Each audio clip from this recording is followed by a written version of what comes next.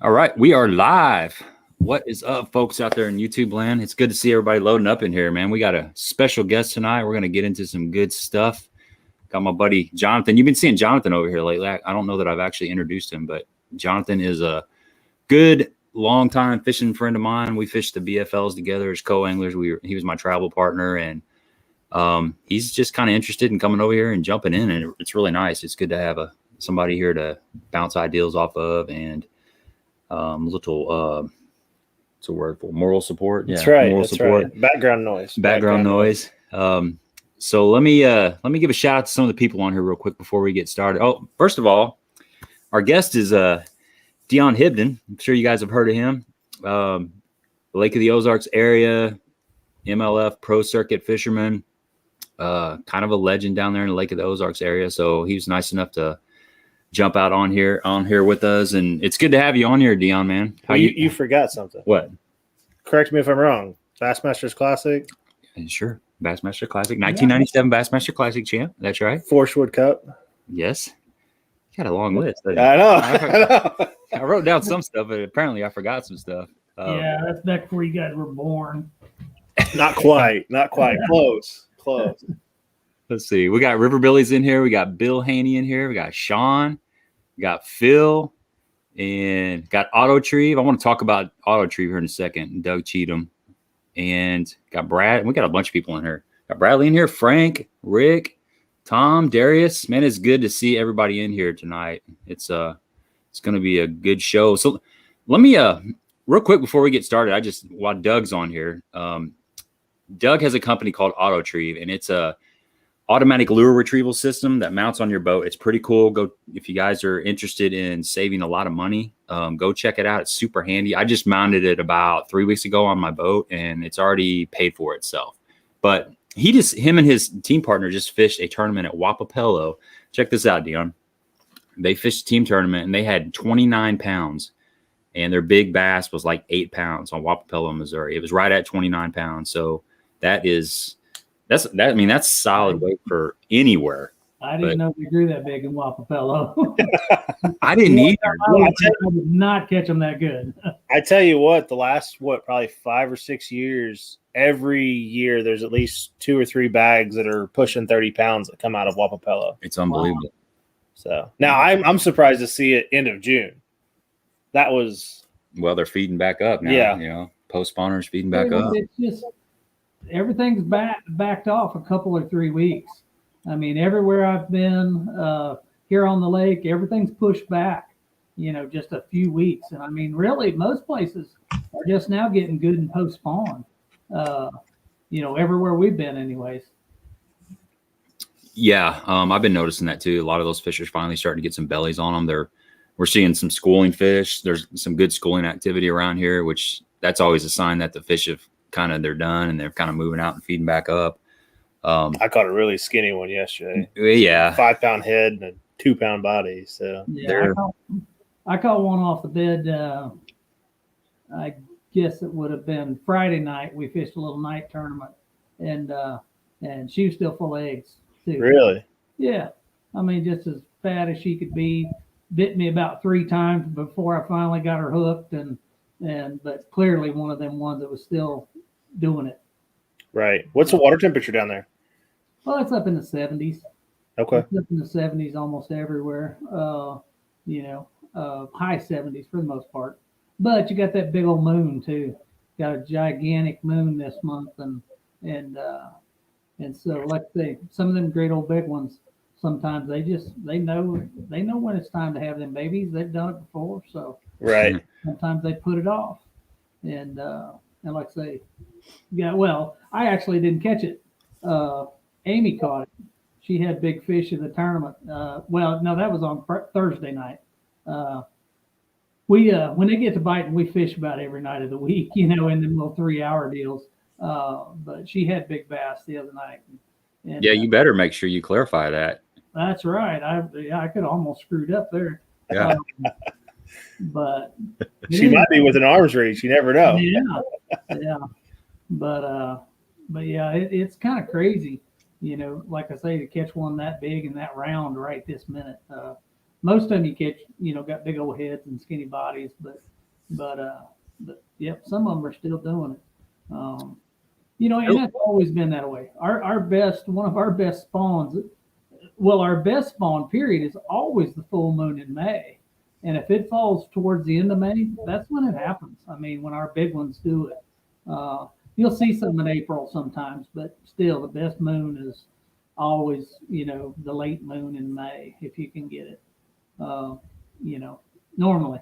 So having a straggler in June, yeah, we got such a huge moon right now this time, so it's definitely still happening in some of them. Yeah, I remember last year we were fishing some of these Wednesday nighters, and we caught a fish or two that had a blade tail in July. I thought that there's just a few that they push it off and they're not ready, and which a little bit of weather change and stuff like that. Them big fish, they'll just back off and not do it. They know they're going to do it, and it can happen, or it's going to happen. So a lot of times they just put it off. Let's here's a question. I got a couple. There's starting to be some questions. Let me address this one real quick.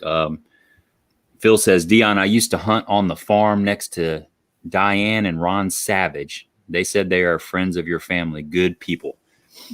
Diane and Ron Savage are probably the two tournament director and his wife that probably kept me going as much as anybody. They were always they were the nicest people in the world. They just kept me going and pushed me the whole time I was fishing their tournaments. And so yes, I know Ron and Diane very well. And like I say, they were always really good to me and my family. And when we would go out to the U.S. Open out in Las Vegas, U.S. Bass kept wanting to get started back in this part of the country. And so Dad kind of helped them get going back in this part of the world.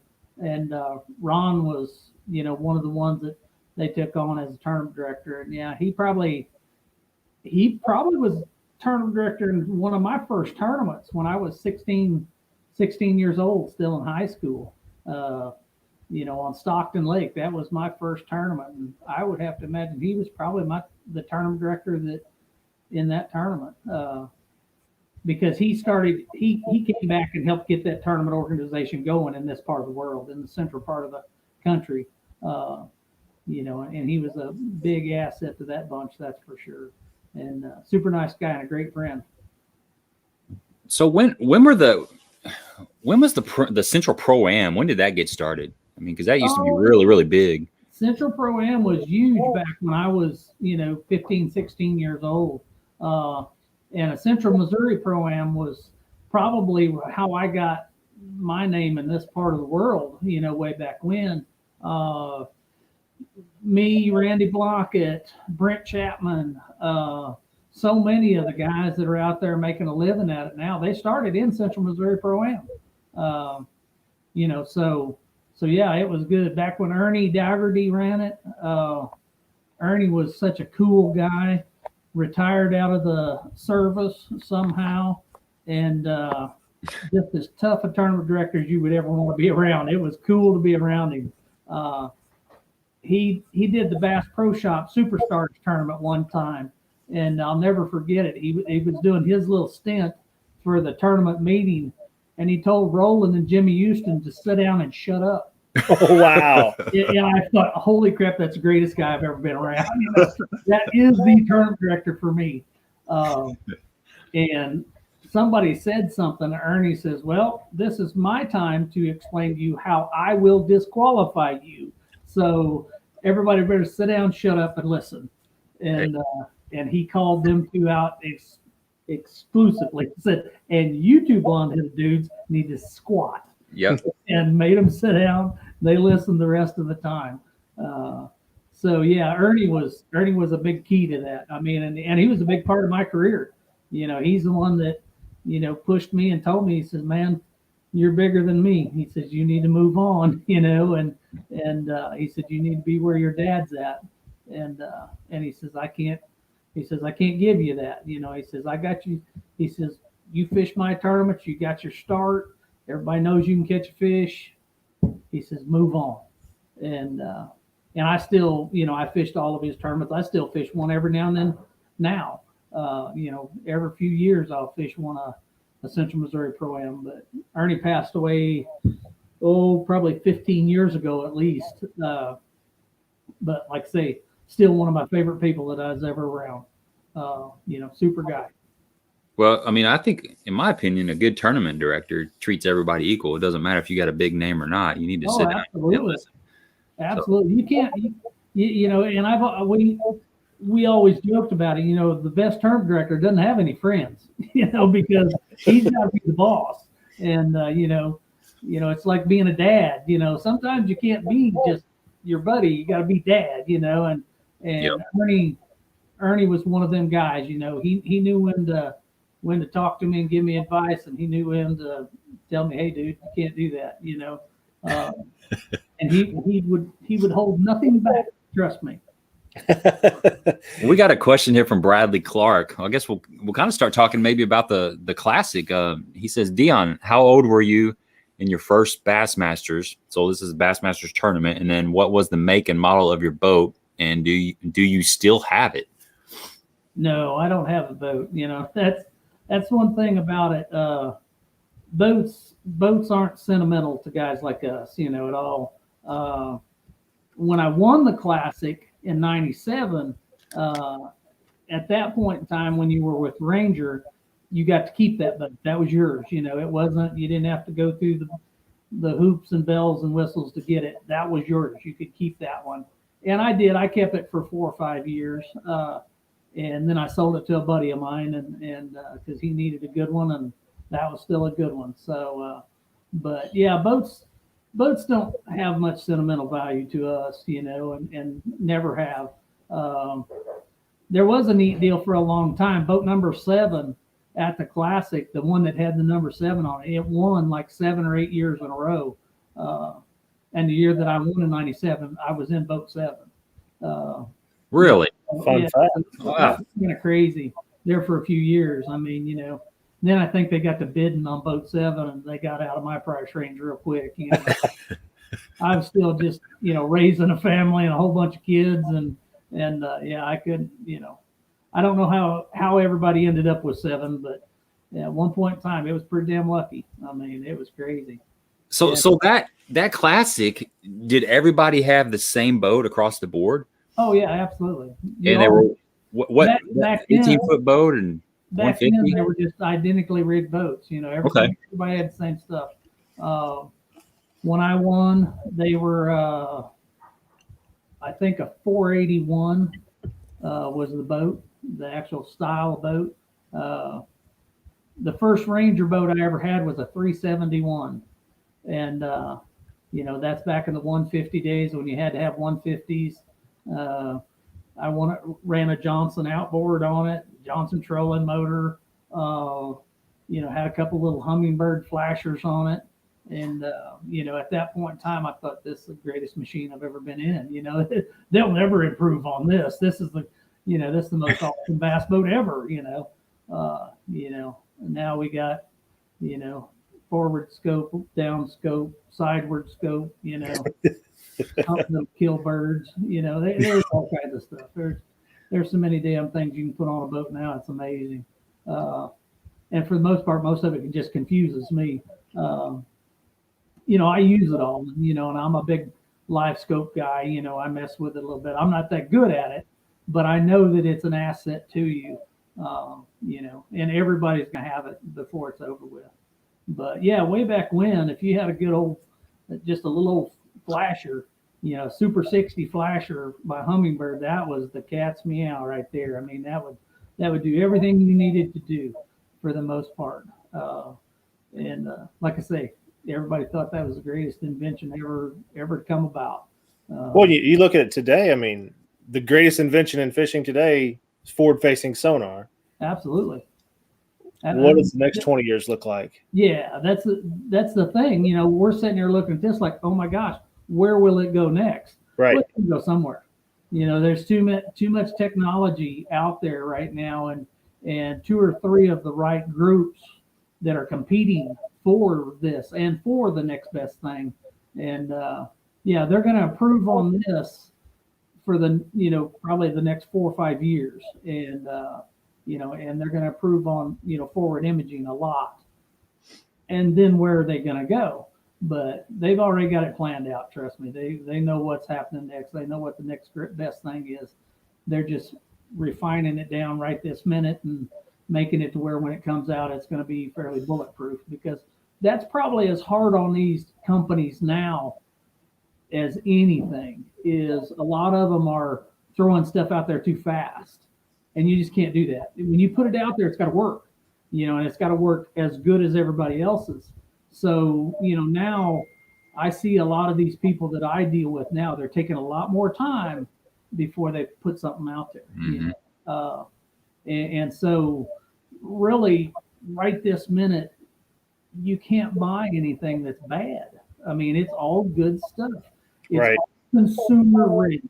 And that's what about any of them, I run 2 different units on my boat right now, 2 different kinds. I run a Garmin and a Lowrance, and that's because I don't really have a sponsor, as far as that goes. So one does one thing better than the others, so, and like I say, if I have to buy them, I'm going to put the best on my boat, but I'm thinking that the way Lowrance is advancing in their forward imaging stuff, that, I'll probably only have to run one kind, by next season, by the time I get my new boat. Because it's all coming around. It's all doing good, but Garmin's definitely had it by the butt for a while. I mean, they've had the right stuff. Well, you kind of what you said about them. What you said about them waiting, the company's waiting. That's kind of that live scope thing, or the forward facing sonar. You saw a long pause between Lowrance and now Humminbird has come out with their Mega Live imaging, or what is it? Is that it? Mega Live? Mega Live, I think, yeah.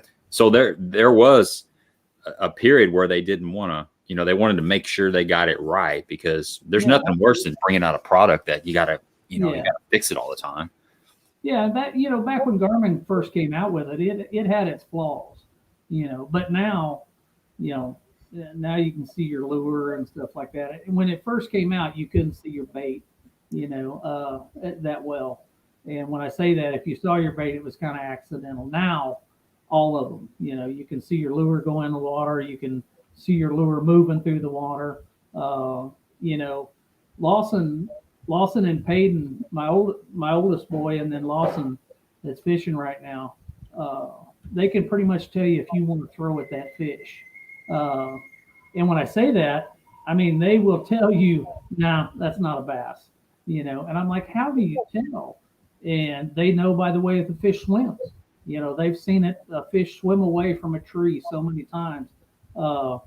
They see the way it holds on a piece of cover, and they can tell you if it's a big crappie or if it's a bass. And it's crazy how just standing and staring at that thing, makes such a difference. And I don't do that. I'm going to tell you right now, I turn it on when I want to use it. They never turn theirs off. Theirs is on all the time, and it is in use every minute that they're on the water. We just fished a Fishing for Freedom tournament where a bunch of it's one of the largest veteran gatherings for like wounded warriors, veterans, and stuff like that in the U.S. And it's in Illinois, Quincy, Illinois. And you can fish Mark Twain, the river, and a couple other places. But, Lawson was fishing along, throwing a chatterbait at the bank. The water's high, it's dirty. And he's fishing down the bank and breaks off his chatterbait and hits spot lock on the trolling motor, gets down, reties chatterbait, stands back up, and you have 2 other guys with you. You have 2 veterans with you. And his spot lock actually swung the nose of the boat out a little bit off of the bank. And flashed by a big standing pole tree in about 15 foot of water. And Lawson saw this fish standing about 6 foot deep on that tree. So when he got his bait all rigged up and got back up there and got ready to go, he picked up the bait that he'd been flipping with, and he scanned that tree again, got up there and looked at that tree, and sitting in 20 feet of water, and here's this fish about 6 foot deep. And he said the way it didn't move, he really felt like it was a bass. And so he pitched a beaver style bait out there at it, and he said when it got about 3 foot deep, the fish turned up. And when it turned up, he told the guy, he said, "Get the net, it's a bass." And set the hook and catches the biggest fish of the tournament, catches a 6.5 pounder. Wow. Yeah, that we would have never thrown at. Okay, you would have never thrown at that tree because we were fishing the bank and bank grass, around the edge of the bank. And here's this fish or this tree that's 20 feet off the bank. That's not your main target. It's not where you would have thrown. And he spent the rest of the day looking for another fish like that. Every pole tree that he got remotely close to the bank, he would scan it, look at it. Doesn't even have to make a cast. You don't even have to cast it. I mean, because you're going to see it if it's standing there. Oh my gosh, what a time saver! Right. You don't even have to do at it. Okay, there's not one there. And right before he came in, he found one more fish, and he caught a 4 pounder doing it too, and won the tournament. But if he would have chatterbaited like I did, and never turned on his live scope, that's 10 pounds of bass that he wouldn't have caught. So you watch guys around the country. I'm trying to think of what's a superstar from Indiana. Wheeler, Jacob Wheeler. Yeah, he never looks up. Yep. All you see is the top of his head like this. That's what you see of him on camera anymore because he never looks up. Right. And he's looking at that thing the whole time, and it's taken a great little fisherman and changed him completely. And now he never looks up. He fished a little deal, a Rapala deal with Ott Defoe. Okay, Ott had came up with a new crankbait in a whole new array of colors, and they fished a tournament against 2 other professional anglers. And here's Ott Defoe, one of the best fishermen there is going right now.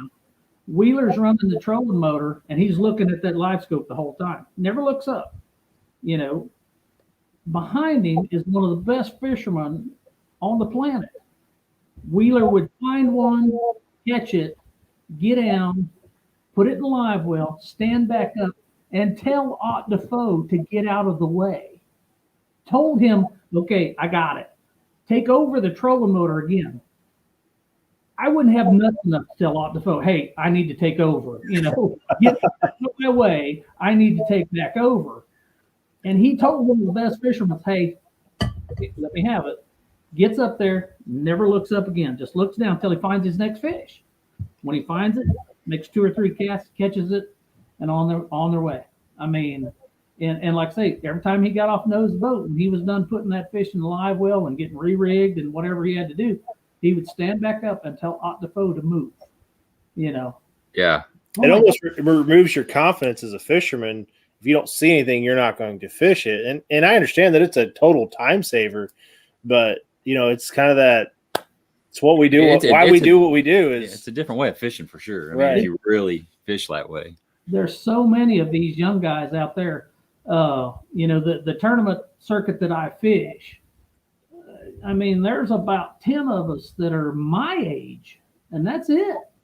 All the rest of them are teenagers. I mean, they're 25 years and younger. Lawson's one on the upper side of that. He's 26, and he's older than probably 50% of the people he's fishing against. And that's crazy. I can remember when I was 18, 19 years old, I was the pup. I mean, by 10 years, everybody else. And it's nothing but technology now. I mean, it's technology. These kids can do it. They go out there, they figure it out, they research it, they figure it out. And like I say, it was kind of funny. Me and Peter T were sitting eating dinner one night, and we were bitching about the way things had started changing in our sport. And my ex-wife called us dinosaurs. She says, you guys don't learn that shit. You're not going to keep up. Yeah. And by God, she was right. I mean, we're dinosaurs in this day and age. When they're up on the bank, I can still compete with anybody, because I think I know how they stand and where they want to be. And, when the wind shifts and different things like that, I feel like I still know all that as well as anybody. But the neat thing about that forward imaging stuff is a lot of the times you are fishing for a bass that maybe has never been thrown at. I mean, odds are it has never been thrown at because he's out there in the clear blue yonder. That's why these crappie fishermen dominate things with live scope, is because they're fishing out there where the big ones hang out, not to be messed with, and they're fishing for fish that intentionally live out there so that they won't get thrown at, and they go out there, they hunt them down, and they catch them. What's your opinion? Do you think it'll change the fish's habitat and where they're going to set up and live at? The fish will adapt. Yeah, there's no doubt in my mind they'll adapt to it at some point in time. It'll get to where they, a bass is a hider for the most part. Okay, he's not as energetic as other fish, so he's going to always be kind of an ambush predator.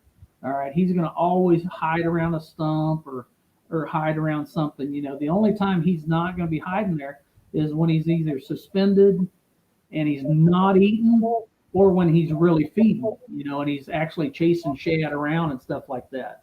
But overall, for the most part, the only salvation to it all is the fact that he is an ambush predator.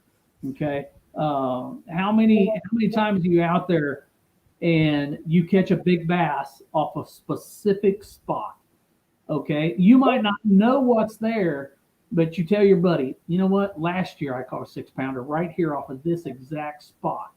It might be a rock down there, it might be a stump down there or something. But no matter how many you take off of there, that's the perfect spot for a big bass. Whatever it is, whether you can see it or you can't, that is a perfect spot for a big bass. Well, now you can know exactly what that is. You drive over the top of it, that's one thing. But when you look at it forward, right out in front of you, you can tell exactly what it is for the most part. So, and that's probably what it helps me do better than anything, is find stuff that I already know is there.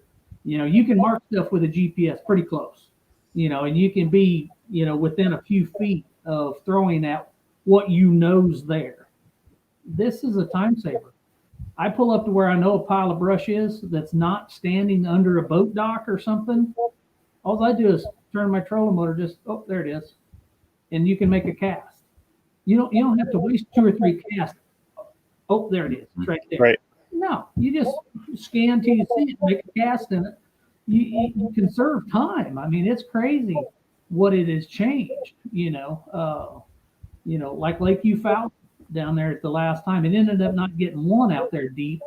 But if it had been one out fishing brush piles, it would have been one because of forward imaging, because it's just so much faster, more efficient. I mean, you get out there and you go looking around for it, and there it is. It's just, and you can find it without making a cast. It's pretty crazy. The guys that you see going down the bank that are not casting, they are just scanning that thing around, looking back and forth till they find, oh, there's a good one. That's a good spot right there. So it's definitely changing the way guys fish. And some of us old timers are still fishing. We're spending way too much time fishing compared to a lot of these guys. It's kind of like people that are offshore fishermen, not traditional, but just guys that are dedicated offshore fishermen, how they'll spend in a 16-hour day or a 10-hour day, they'll spend 9 of those hours just idling and scanning. The live scope is you're at the front deck and you're able to cast, but you're doing a similar deal. You're really kind of scanning and looking for that individual fish versus, I guess, maybe a group of fish or the structure. But it's something else.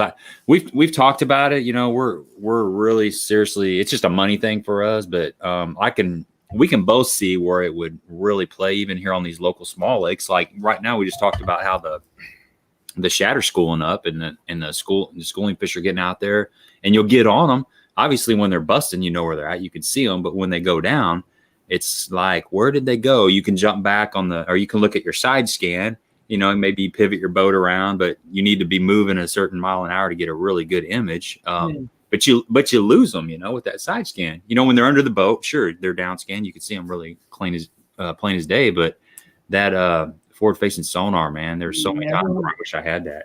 You can just pivot it around and find them. You're never lost for a place to cast. No, right, 100%. Yeah, and when I say, you see guys going down through, they're not making a cast. They're not wasting a cast, okay? And they're not wasting a minute working in a cast. You know, they are searching for the fish. And when they find them, then they start casting, you know, and it's crazy. You know, it really is. Yeah, I've got to play with the technology a little bit at some of our local lakes through a buddy of ours. But I was just thinking as you're saying that, never waste a cast.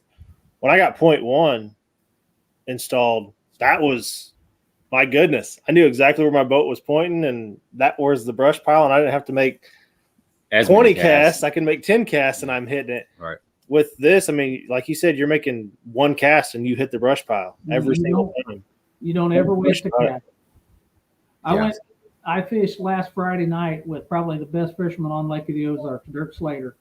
And when Dirk's fishing, Dirk wins. Simple as that. And that's because he's probably put in as much brush and fishes as much as anybody. And when he turned on my live scope, he told me right then, he says, I'll never make another cast without one of these.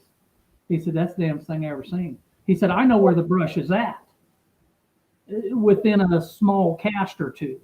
He says, holy crap. He says, I can throw it my brush every cast. Right.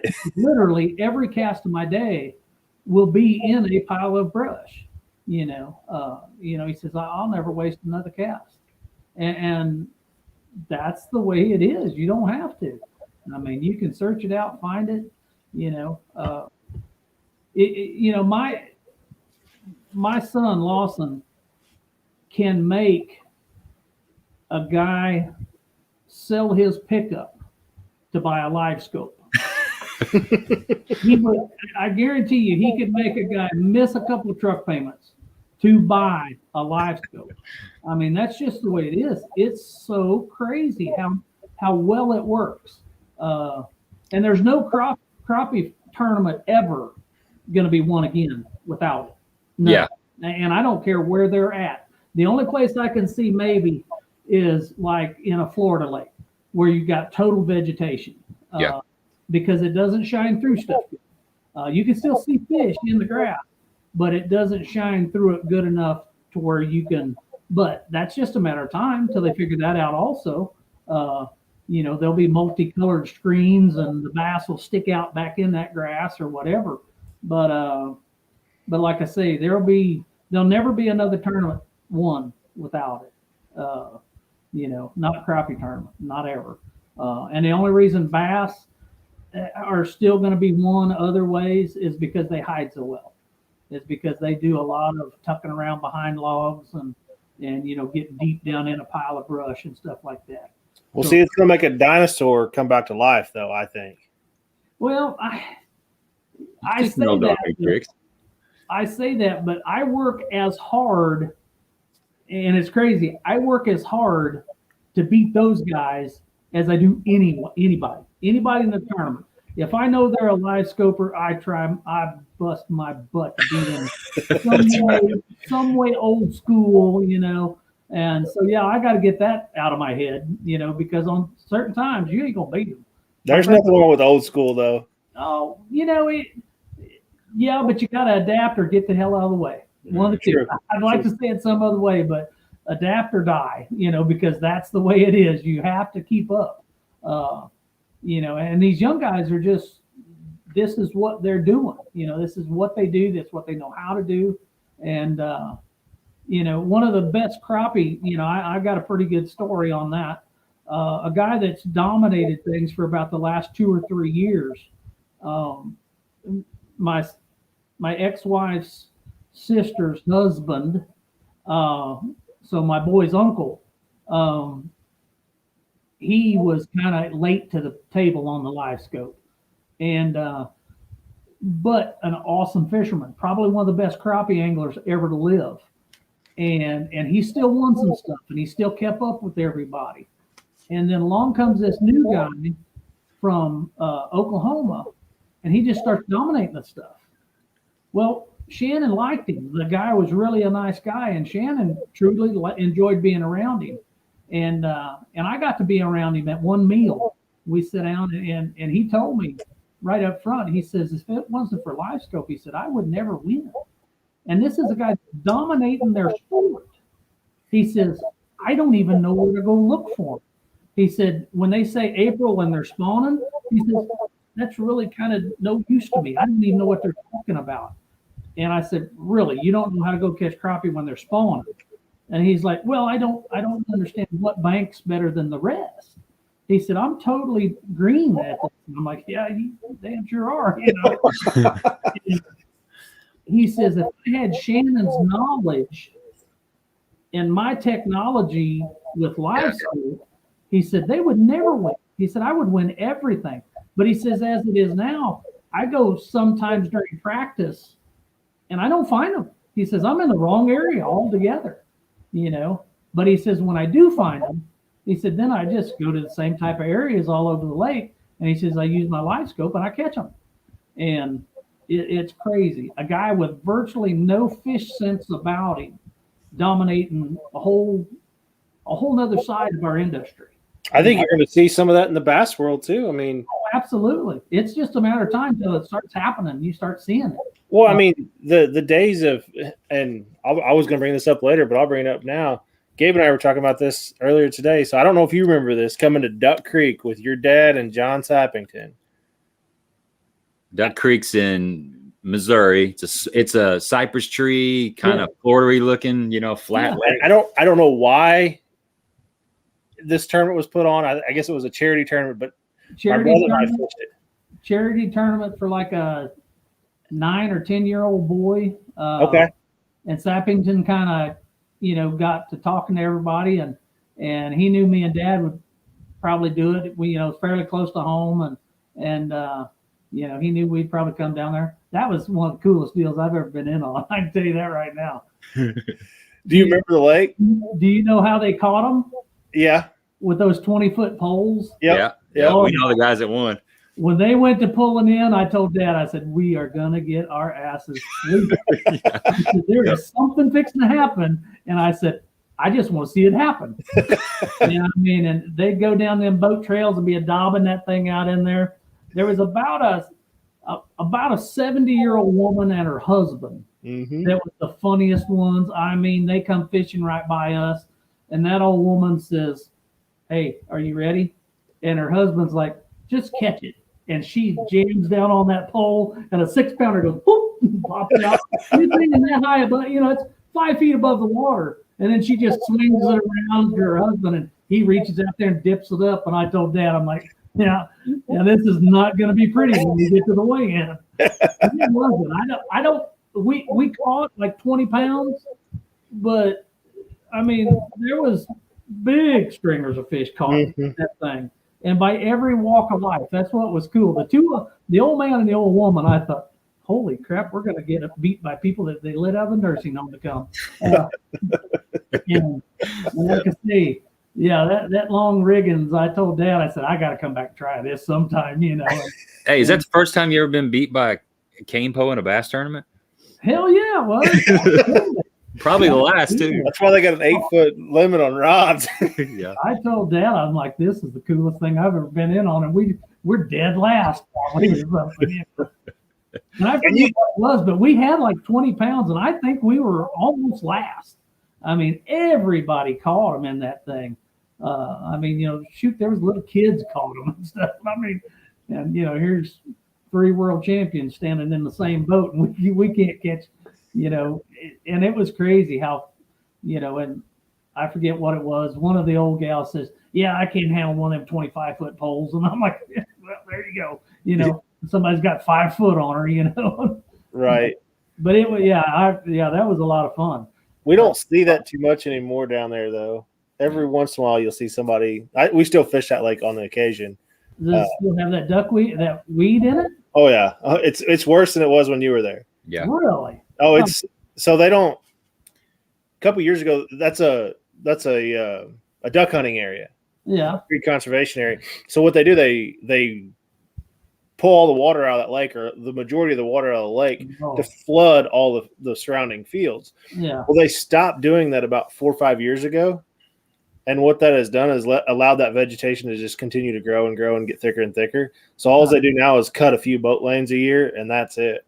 But over, I guess, probably the last 20 years, they've lost a lot of the trees in that area.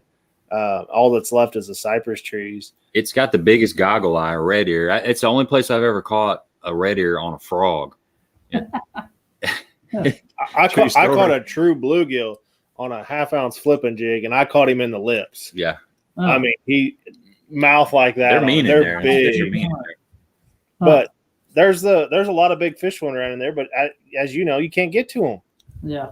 It doesn't matter what kind of equipment you got. If you do get them on, you can't get them out. You got to have a 20-foot cane pole with a 80-pound braid and a tube tied on the end. What do they call that? Do they got a name for it? I thought it was, well, I don't know what they call it. I don't know. Long wasn't Tom the one that started it? Yeah. He's the one that I've always seen doing it. I've never done it. I know he does it, and I've seen him do it. And he's invited me to go out and do it one time. And I'm like, I don't know if I could just keep doing that. Right. But it gets that vertical drop. Yeah. And you gotta have the right rod holder and everything. I mean, yeah, it would be like buying live scope. You got to have all the little goodies to go with it. I mean, because that little woman, we watched her for quite a while. I mean, and she just, it seemed like they kept pace with us right there, And I told Dad, I said, "You're gonna have to get me away from these people. I'm fixing to cuss that old woman." They were rubbing it in. Oh yeah, and they were. It was kind of funny, and oh yeah, she had that right little rod holder, and she would just ease that jig up and down in there, and like I say, you could tell when she get a bite because she just freeze up, And then she would tell him, she would tell her husband, "Get ready," and he would just every time just jerk, and she'd jam down on that rod and poof, out one would pop, And I'm like, holy cow, look at that! But she's like, you just keep on skipping your jig underneath that cypress. That's right. Yeah. No, we were flipping as far out in them mats as we could flip. Well, we'd hook them, but you couldn't get them out. I mean, you'd pull him the top, and he's hung out there, And, we were lucky to catch what we caught, actually. The way it was, but it was a lot of fun. Yep, I remember that very, very much. That was a lot of fun. Well, you mentioned Peter T a while ago. Yes, and Brian Dawson says, talk a little bit about some pranks you and Peter T played on Guido. Oh no, that's not good stuff.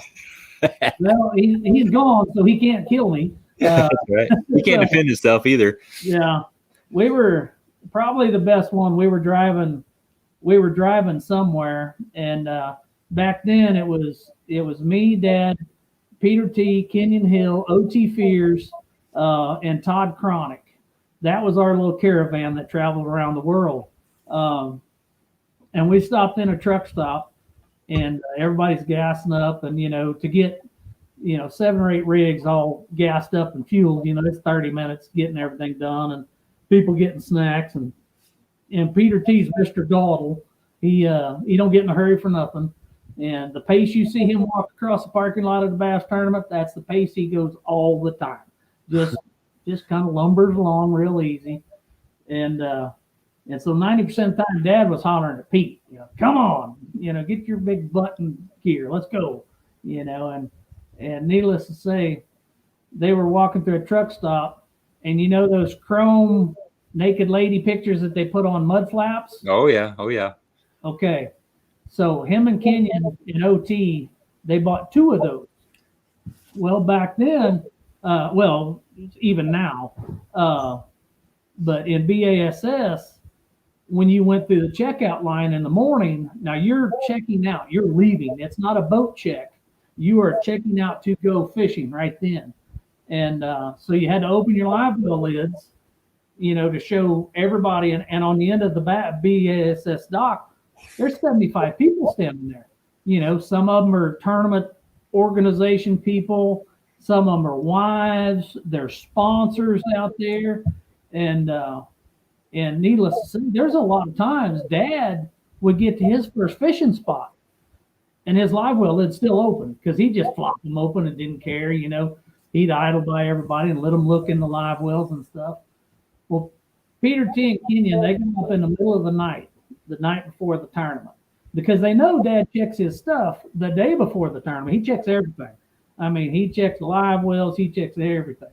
And so they get up in the middle of the night, first day of the tournament, and they take those chrome naked ladies and they put them on the inside of his live wells. The adhesive that they put those on with to stick them on a mud flap, that's some good stuff. Real good stuff. Needless to say, the next morning, Dad's not thinking a thing about it. He's going through boat check. He just reaches back there, grabs them live well lids, opens them up, and a tournament director looks at him and he just laughs and he goes, "Really nice, Guido." And Dad just shut him back down. He didn't know it was what had happened. Yeah. And Dad just shut him back down. Well, a couple hours later, when he catches his first bass, he goes back there, opens up that live well, and he's like, there it is, staring him in the face. When he got to the weigh-in that night, I've seen him madder a time or two, but every time I've seen him madder than that, it involves some sort of jail time. Okay, I'm just going to tell you right now.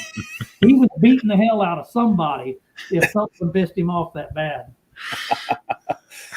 So he opens them up, when he stops and get gas that evening. Most of the time we all stay in a big old house somewhere, and he stops and gets his gas, and I'm right over next gas pump over. He says, "Hey, come over and open up my live wells." And I go over there. They had left me out of it because they knew I would have told him, because I know what kind of a ass whooping somebody's going to take. Yeah. So I jump up in there and I grab his trash out of his cooler in his boat. And he says, "Hey, open up them live wells." He said, "They kind of stink." I reached back there and I opened up them live wells. And I'm like, I turned around, looked at him. I said, "I had no part in that." I said, "I seen them buy them, but I didn't know where they were going." And he's like, "Don't lie to me." And I'm like, "I'm not lying to you. I did not know that was going to happen."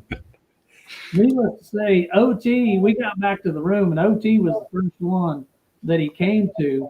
And he said, "Do you have anything to do with that?" OT said, "Oh, no." Well, OT couldn't look him in the face, and he said, "Yeah, right. You were dead in the middle of that."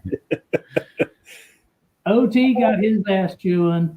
Then Peter T got his. Kenyon got his. And they just took it. They just sat back and took it. They knew he was pissed. OT made a joke about it. Dad didn't talk to OT for almost 6 months. I'm telling you, it pissed him off big time. Wow. But yeah, that's the best prank I ever seen played on my dad. I didn't play pranks on him. You could jack with anything that man had. Don't screw with that bass boat. That was his deal. That's his domain. Leave it alone. Oh yeah. You could mess with his fishing rods. You could do anything. Don't jack with that boat. That boat was perfect. That's the way he wanted it. Leave it alone. Don't talk about it. Don't ever touch it, unless you're allowed, and oh yeah. It was, there's things like that have happened over the years, but it sounds like a group of fine, outstanding young men. That's right. Oh yeah. And they are. We had a great time. I mean, those guys, they're as much my boys' friends now as they are my friends. Because my boys grew up around them and stuff. Because we homeschooled and traveled with them all, and I mean, Peter T and Kenyon, they're a big part in helping my kids learn to read and stuff like that. I mean, they were just like a bunch of dads, helping out, and they missed their kids and stuff, and so I missed mine that I couldn't leave them at home. They had to travel with me, and until they got old enough to play sports, and then we put them back in school, and so they could play in sports and stuff. But yeah, that's a great bunch of guys. I mean, my life would have been a lot duller if it hadn't been for all those. Yeah, Brian, that was a great question. I'm glad you brought it. Can you imagine if they had live back then? My dad would have killed 2 or 3 of them. That would have been twice as worse. If that would have got on film and somebody showed that, oh my gosh, he would have beat them to death. All over Facebook and Instagram. Absolutely. There would have been a couple cameramen drowned that day. There would have been some houses burned down or Here's something. the bad thing about it is he forgot about it. He didn't really forget about it, but everything kind of went, he got over it. He got his tackle ready for the next day. And then he went to check through the boat check the next day. They're still on there. He'd never taken them off. And he reached in there and he tried to peel them off, and he tore a fingernail. Oh my! Tore it back, trying to pull them off of there. Oh, you want to talk about coming in? He came in and he chewed everybody's ass again that night. Oh, it was all over again. I'm like, Dad, I didn't do it. And that night he took a chisel and a hammer and took that off. Well, all it did was the white fiberglass on the inside of a Ranger live now has that he shape. left the whole outline of the same naked girl where all that adhesive came off finally. So, oh yeah, he got home and he ordered a brand new set of live well lids for his boat. I bet. Hey, so here's a question from DJ. I know you guys are going up chasing smallmouth here before too long. He wants to know, do you use one of those street cones to look under the water like the MLF guys are doing? See, everybody thinks that's something brand new. That's not new. That's been going on for 40 years up north. You go to Lake Erie or Lake Sinclair, those guys carry around a parking cone is the best. If you can get one of them long, tall, one of them 4-foot parking cones, right? You don't have to lean over when you put it over the side of the boat. You can just look down. Right, you don't catch a wave atop the head. They've been doing that for 40 years. That is nothing new. I mean, at all. But you got to wrap it in black duct tape so it looks old and weathered. Oh yeah. When they use it. No, them guys. Mark Zona, and Mark Zona is not commentating for that tournament. But he's the first guy I ever seen use one. And like I say, that's 30 years ago I seen him use one on the side of the boat. And I'm like, hey, what's the deal with the parking cone? And you had it in his front compartment. I said, what's the deal with the parking cone? And he's like, oh, you saw that, huh? I'm like, yeah, out with it. I want to know what's going on. And he stuck it over the side of the boat, and we're sitting there at the takeoff. And I look at my depth finder, and we're 20 foot deep. Stick it over the side of the boat. Shoot, you can see every pebble on the bottom. Really? It's like a set of binoculars looking down deep. But it gets you past all that glare, on the surface and better than goggles that you got to stick your head in the water. That's right. It's the same deal. Yeah, we were up in. Oh, go ahead. A smallmouth is so stupid that they can find him on that thing, pull it up, set it down, and throw out there amongst where he's at. It's not like you got to throw right on their bed. You get within about a 10-foot circle of him, he's going to come over and eat your bait. But yeah, that's how they catch them big ones up north. I mean, it's always been that way. It takes a lot of water clarity. Don't get me wrong. You could damn sure do it on Table Rock and Bull Shoals. Would not be any big deal. In fact, I probably have at some point in time, But yeah, that's nothing new. It's the first time you've got to see it on TV. Yeah, when we were at Mille Lacs, I was at Mille Lacs.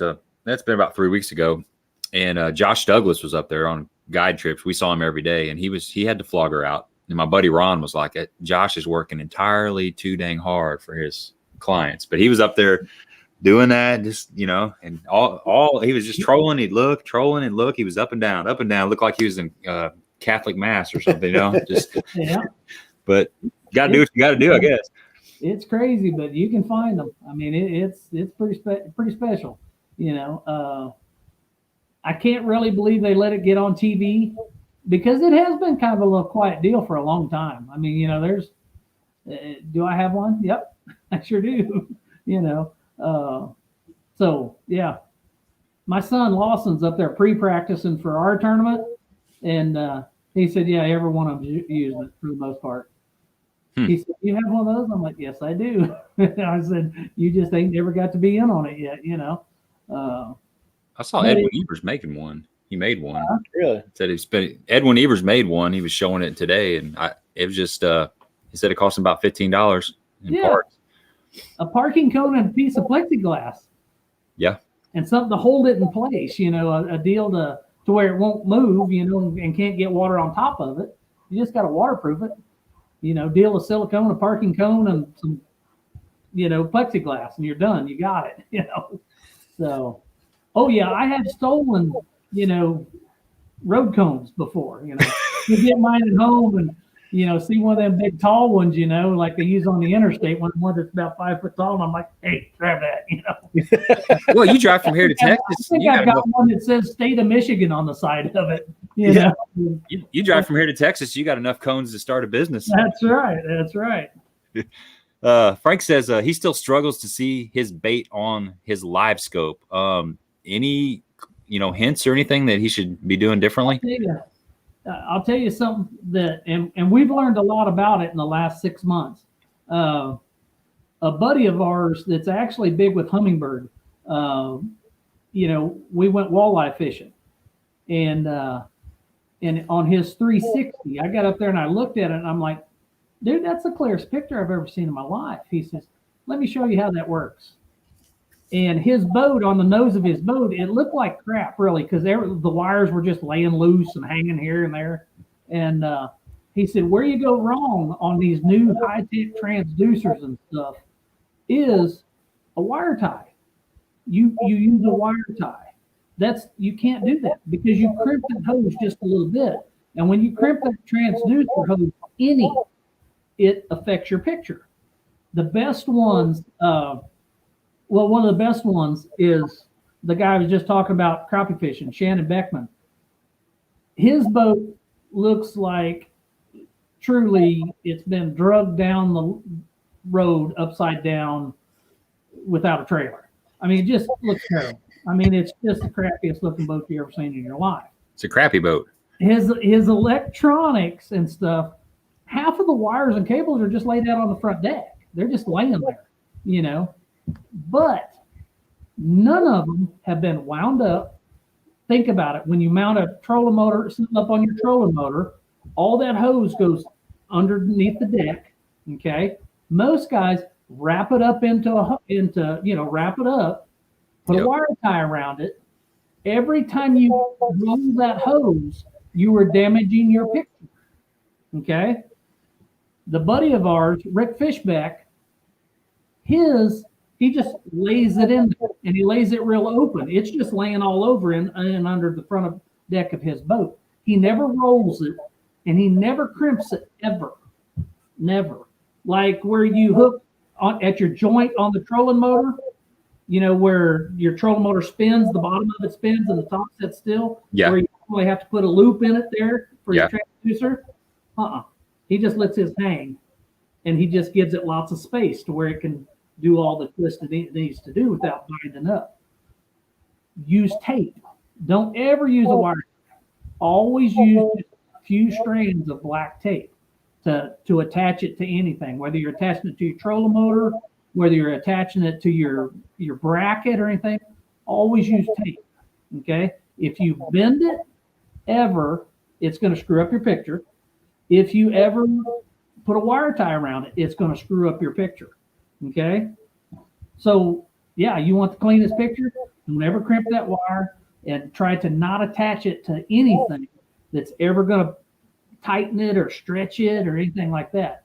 All of these new cables for these high-tech pictures that we're taking are much, much more feeble. And they just won't take, you know, pulling your trolling motor up over the nose of the boat. Oh, no, I crimped it in my bracket. No, they won't do that anymore.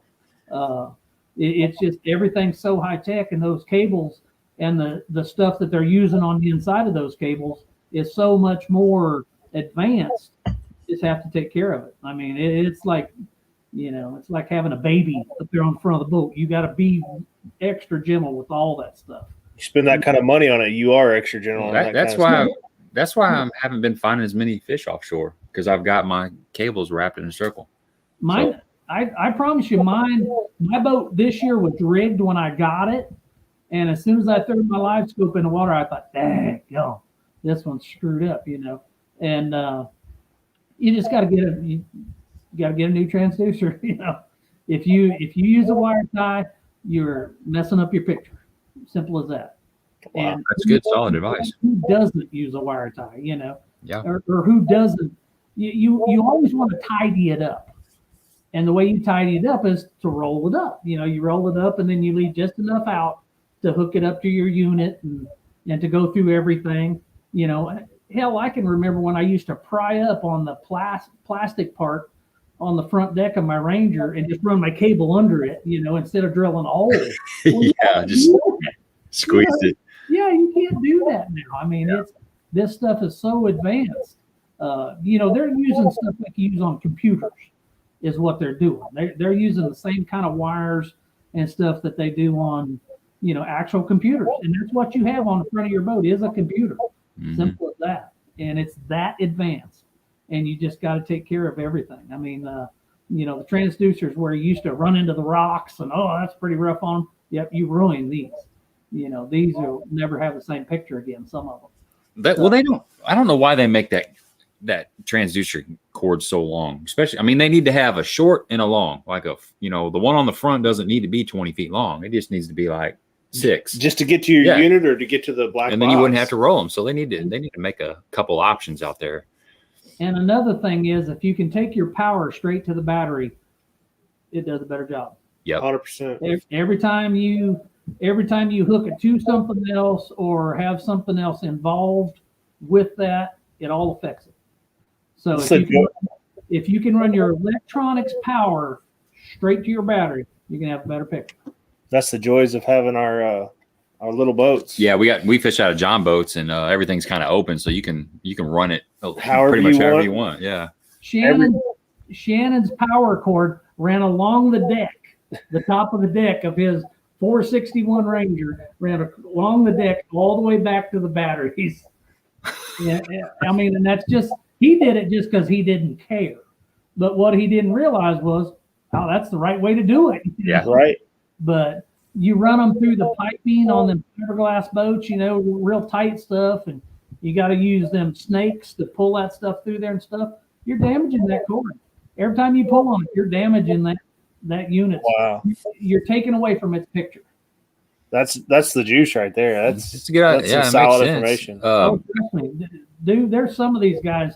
The pictures are so much better than others. I mean, by God, I'm going to find out. I'm going to ask them. You know, and that's coming straight from the guys who work on our stuff out on the road.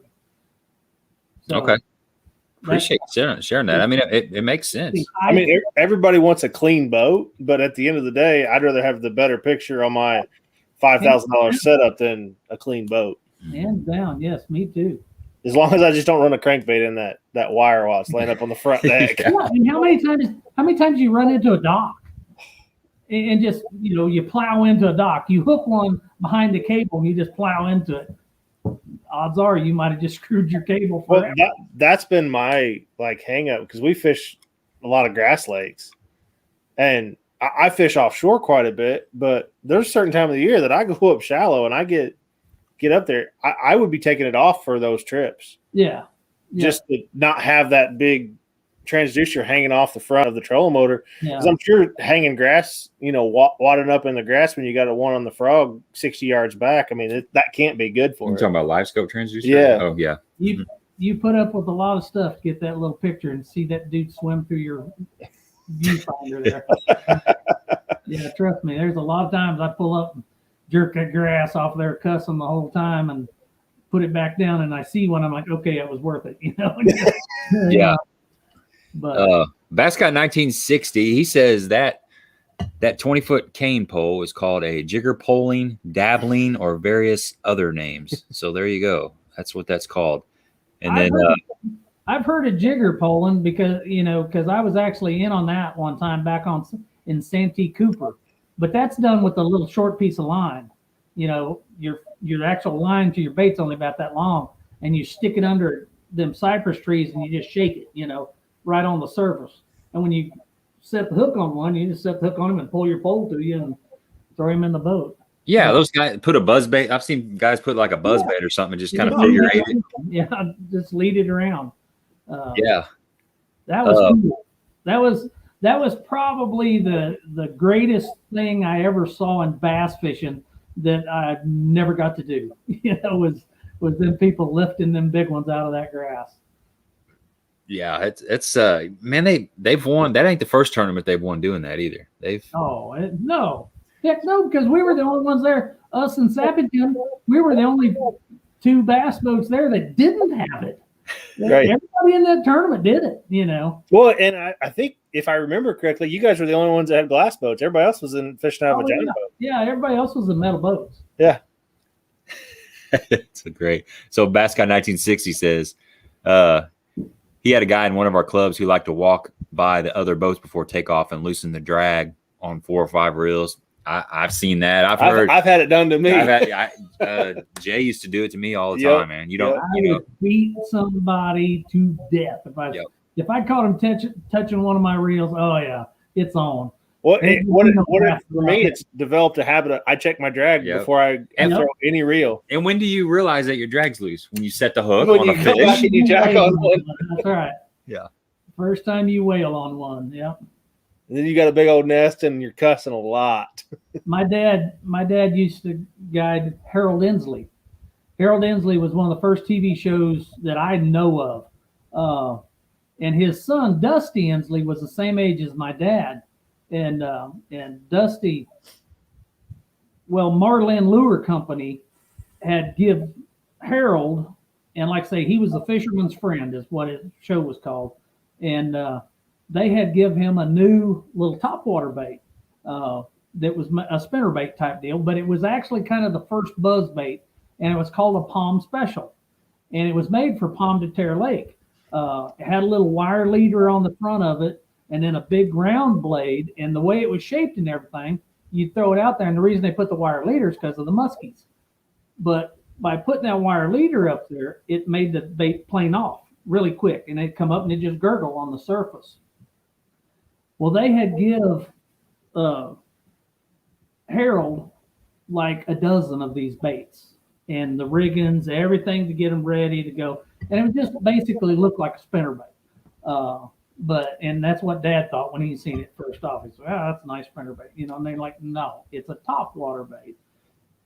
Well, Dusty his son knew how many of these things he had gotten. Well, Harold shows up with 4 of these things tied on. And he has, Lake of the Ozarks is full of milfoil at that time. So he's planning on really letting old Dad have it, And Dad's his guide for the show, but he's going to make sure he pulverizes Dad on TV just a little bit, Harold went through the night before, and about every 20 feet, he would clip the line and then get it started again and go on the 4 rods that he had rigged up. Okay. Now he does this about 4 times down in the spool of this rod. Harold ties the first one on and they land on the first spot, and he says, okay, get the camera rolling. Well, Dusty's got to run the camera. So Dusty gets the camera on. He says, okay, Dad, I'm ready. And old Harold hauls off and it just takes off up in the woods. It just flies. He don't think a thing about it. That thing must have a bad spot in my line. He just gets down, ties on another one. He ties it on the same rod, ties it right up on the same one. He's like, man, I can't believe that. About this time, Dad gets to fishing, and old Harold hauls off, and it sploosh, hits out there about 100 feet from the boat. He's like, what in the world? He says, okay, I'm going to switch rods. And he switches rods, picks up one of them other ones. First deal, unhooks it, all up. He's lost. Dirty. That is dirty. Right now. He's got a dozen to fish all week long so they can make this TV show, Needless to say, after he lost about 6 baits, he goes to pulling the line off his one. Man, I'm putting on new line. About every 20 feet, he gets to a break in the line. He turns and he tells his son, he says, if I didn't have another half a dozen of baits, he says, I would kill you on camera. Marlin Lure Company called him, and they were like, "What are you doing? We don't have. We just made those. Yours were handmade. Yeah. They'll be worth a lot of money one of these days." Don't you know how Yeah, to that was another good prank, from years back. Dad said, wow. I'd have killed his butt. He said there wouldn't have been no doubt in my mind if I lost 3 or 4 of my best baits. And then it became popular on Lake of the Ozarks for a year. I mean, if you didn't have a Palm Special, it was almost like renting a Rapala, and that was something too. Dad can remember having to rent a Rapala at Mill Creek Boat Dock. Really? Yeah. I heard of that. I mean, I've never heard of this. You haven't heard that? Uh-uh. Oh, well, Yeah, you paid a deposit on it. If you brought it back unscathed, you got your deposit back for the day, and that was it. But they just weren't around. And that's just a little number 11 and number 13 size Rapala. But Dad says it was like they'd never seen anything like that ever. He said you could just, everywhere you threw it, you caught a fish on it. But wow. That's the original yeah, pretty cool stuff. Dave's got a pretty cool comment here. He says, Dion, my son found the last handful of Guido bugs I had and used them for a trailer on a football jig today. I now have none, but he caught several fish, so it was worth it for sure. So that still works. That Guido bug still works. Let me tell you something. I've got one tied on 90% of the time in my boat. Anytime. It might be a variation of sizes. I use a little bitty one a lot now, but still, yeah, it's pretty crazy. It's still one of the better jig, crawfish imitations out there on the back of a jig. Still use them still to this day. I still use some of them that we used to hand make. I found the right color for the right situation. Some of the ones that I used to have to, string live rubber through the nose so I'd have a pair of feelers out there and stuff, So yeah, I know what he's talking about. I still catch them on them daily myself, There's lots of new cool trailers though that I like too, but yeah, I got a Guido bug close at hand almost anytime I'm out there. That's awesome. Yeah, when I think of your dad, I always think of finesse fishing under docks with light line. Some of the early stuff that I remember was, and I don't know if this is a quote from him, but somehow in my mind it seems to be. But to me, it was like, it's like you can't catch a fish if you don't get your bait back there. Worry about getting that fish out of there. Worry about getting a fish on before you got to get exactly. And that pertains to that light line and skipping back up underneath those docks. So was he one of the first people that kind of started doing that kind of stuff, and if so, how did he come across that ideal? Well, he was, my dad, when he started bass fishing, when he started tournament fishing, it didn't take him long to figure out, most of these things don't take a lot of weight to win. 99% of the tournaments, it's not like they just really go out there and bust them every day. And, so he thought, well, God, I can catch my limit every day. That's not a big deal, Well, I'll give you another little gather into that. Ned, the Ned rig? Yeah. My dad guided Ned. My grandpa actually guided Ned first. And then he turned him over to my dad. And my dad guided Ned for 30, 40 years. I've been in the boat with Ned several times. Ned's theory is there's no bad fishing days for bass. There's just days you don't try hard enough to catch him. Okay? You're not willing to neck your stuff down and make yourself throw stuff that's bite-sized enough or throw stuff on light enough line. There was many trips that Dad would take Ned fishing, and they would only use 4-pound line. And that's how they bass fished all day long, because Ned knew that you'd get more bites on that lighter line. And they would just go out and do it just to see how many of those big ones they could actually land. And in my lifetime, 2 of the best stringers of bass that I ever caught out of Lake of the Ozarks were on days that I was crappie fishing. And I caught them on crappie baits.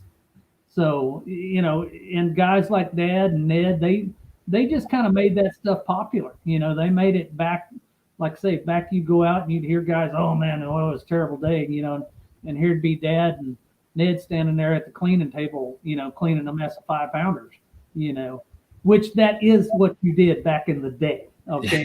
Yeah. The longer you stood at the fish cleaning table meant you had a guy for the next day. The people would stand around and watch the fish cleaning table, and that's the guy they were hiring for the next day.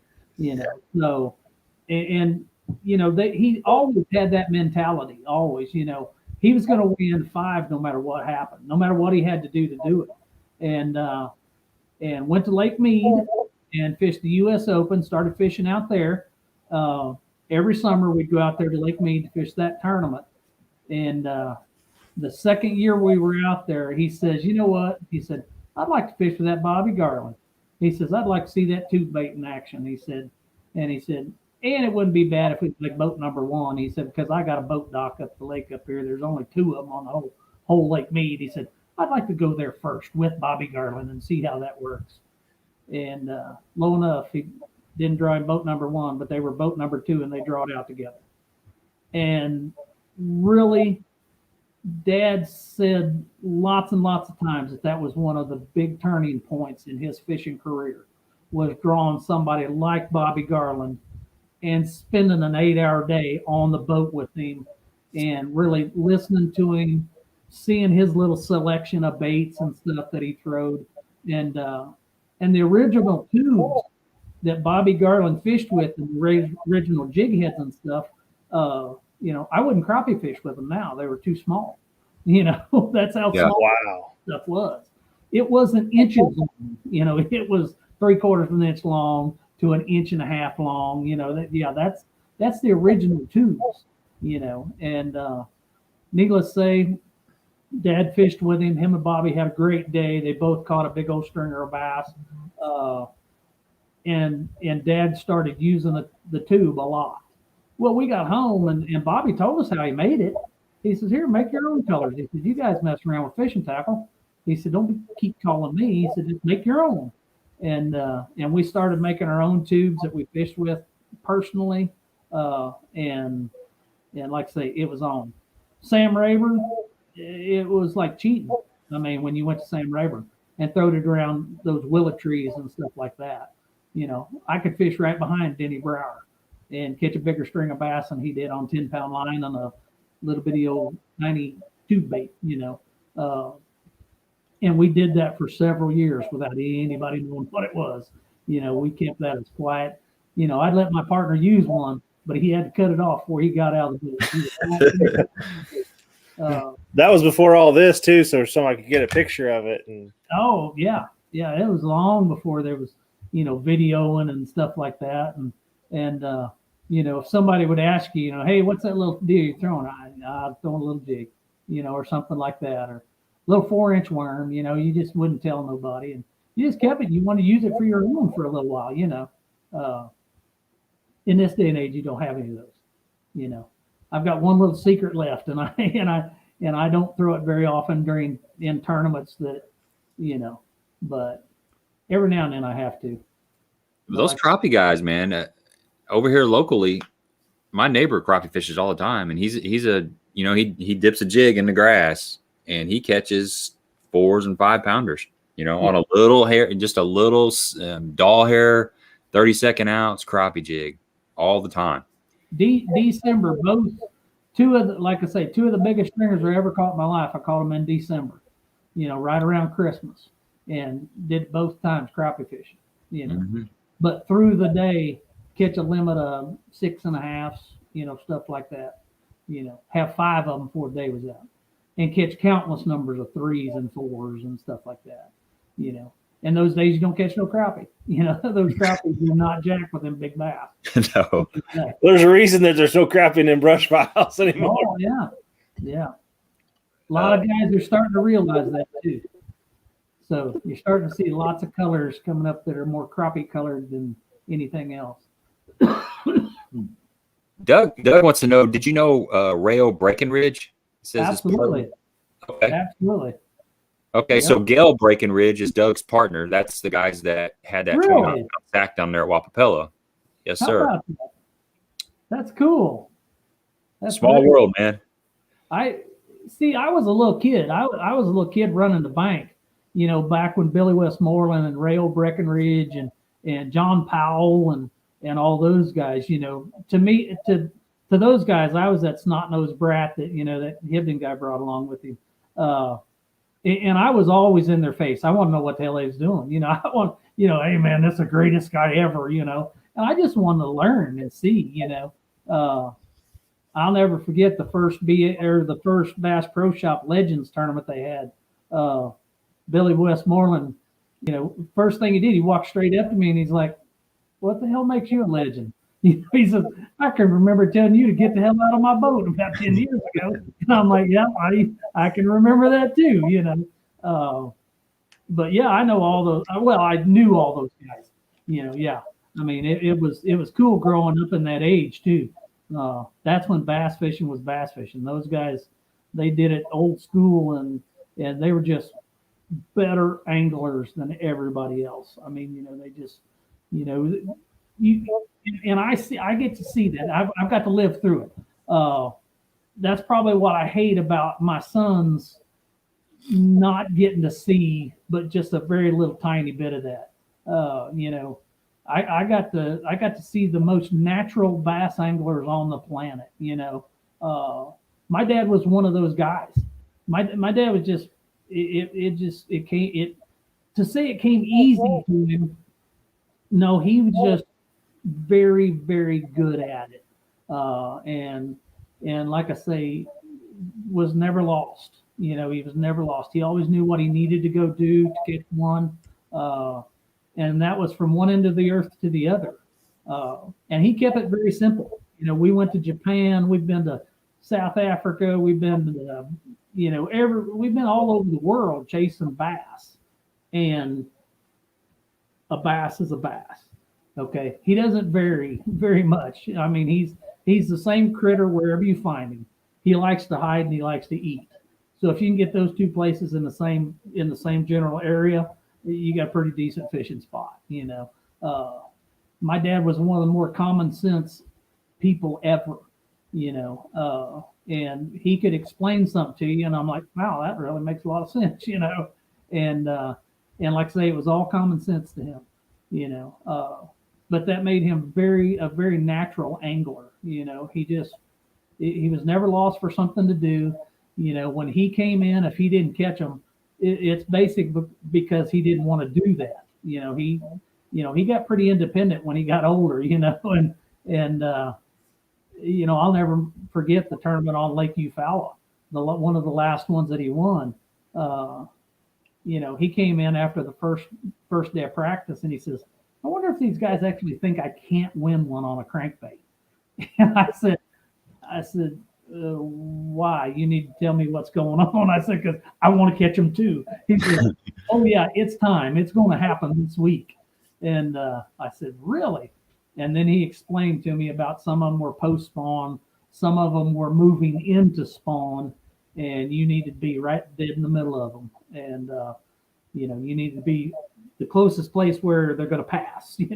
That's where you need to be, in the highway. Catch them coming and going. And he explained that to me, and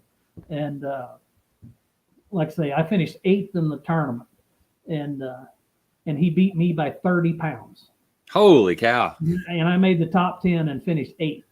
Now, some of that's because I give him I only had like 3 good spots, and going into the last day back then, if there was any chance of one or the other of us winning, yeah, the final day, they get every good spot we got, because we want to make sure one of us wins. Every tournament I ever won, Dad would have given me a spot or two, and every one of them, once I got to be into it, about 10, 15 years long into it, yeah, the final day, if I had a spot and he was way ahead of me and I had no chance of beating him. Now, if there was ever a chance of me beating him, then yeah, we didn't do that because he wanted me to have every chance at beating him. But like in that one, going into the last day, hell, he was 15 pounds ahead of me, and he was going to for sure catch him the next day too. He beat me by like 33 pounds at the end of it, but he beat Tom Mann Jr. for second by like 20 pounds. So see, yeah, it was a blowout. oh, I guess yeah. you can catch them on a crankbait then. Yeah. So, but anyways, it you know, you know, in the last 10 years that he fished, he did what he wanted to do. If it wasn't something he cared to do or something like that, you know, he just, I'm not going out there and drop shotting for them bastards. I'll figure out a way to catch them somehow. I want to catch them, you know. I mean, he knew deep down that he was the best jig angler ever to live, you know, and he was. I mean, he could catch them from an 1/8 ounce jig all the way up to a 2 ounce jig, 60 foot deep. You know, he knew he had that figured out, and he wanted to make everybody understand that he was the best, you know, at it. Every time he went out on the water, if there was a jig bite to be had, he had it. He got it done. And like I say, I've won 2 world championships, both times on a jig. You know, neither time was he in the tournament. That's the crazy part. Neither time, and that's one of my biggest regrets. You know, oh, that's cool. The greatest angler I ever knew, I didn't get to beat in the world championship. You know, one time in '97, Dad had a heart attack and didn't qualify, didn't make it, and then in 2000 in the FLW championship, he missed the first tournament for some reason, and so he didn't qualify that year. So that's kind of crazy, but it is. Best angler I ever knew. I didn't get to beat him in either world championship. So, but wow. But he was there cheering me on the whole time. So, let me go through. There's a few questions down here I want to get through. I would definitely, before we go, I want to touch a little bit on Lake of the Ozarks and like summer patterns before we get off of here. So this is pertaining to Lake of the Ozarks from Jay Beffa. He says, hey Dion, the last couple years, Lake of the Ozarks appears to be fishing tougher than the past years. Tournament results have proven that to a point. What do you think the biggest factor for that impact is, or that's impacted this? The fish are changing. I mean, we've had more current in the last 2 years than we have since I've been alive. There's been more steady current flow through the lake, you know, just out of Truman, out of Lake of the Ozarks. You know, there's been more steady flow, and it has definitely changed a lot of the bigger fish's feeding habits. You know, do I believe those big fish stand out there in that current? No, but they still use it. They know that's the easiest way for them to feed is when the current kicks on. It positions the shad right where they need them to be, and they eat them. And I don't think that a lot of the anglers have really realized how much they're going to have to adapt. If this keeps up, this thing's going to start fishing like a TVA lake. You know, it's going to start fishing like Kentucky Lake, you know, and Chickamauga and Gunnersville and stuff like that. And you're going to have to, you know, focus on current oriented stuff. Like right now, 3 weeks ago, they were smashing out off of them outside places. You know, I know of 4 or 5 different 25 to 28 pound stringers caught out there in tournaments. Wow. The current shut off in the last 2 weeks.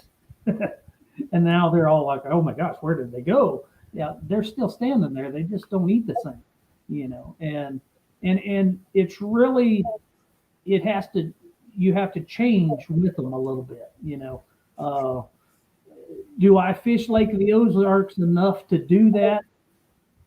Yes, I do, and I'm starting to do that more because it's like a new lake for me. Also, you know, I'm trying to refigure it out and relearn it, and I'm starting to do stuff, put out the right piece of cover in the right place for when they don't pull current, you know, and stuff like that. You know, so you just got to refocus and you got to think a little bit about that current where you used to not, you know, it wasn't a problem, you know, you went and fished a boat dock or you fished a piece of brush and you were fine, you know, but now a lot of those big boys, they have changed and they've readapted to their surroundings, and the fishermen aren't changing with them like they used to. The big ones are still there because you see them every spring, and it'll only normally be on one weekend. There'll be one weekend where you come to the weigh-in with 22 pounds and you think, wow, this is all right. And you show up and you don't get paid. Get your feelings hurt real quick. Marcus was hilarious this spring. Oh man, I haven't caught enough 6-pounders to sink a skillet this year. Normally I've caught 20 by this time of the year. And in that very tournament there, 2 guys weighed in, 5 that weighed 29. Okay. And there was probably 40 6-pounders caught that they weighed for big bass. And you know, it just, you're only going to see them on the key perfect days in the springtime is the only time you're going to see lots of those big ones, because you're not fishing where they live the rest of the time, you know, and the only time you're going to see a lot of them when they come to the bank. When they first move to the bank to think about spawning, yep, they're pretty dumb, they're pretty big, and you can catch them still. But once they get on that bank for a little while and they get thrown out a little bit, then they get smart again.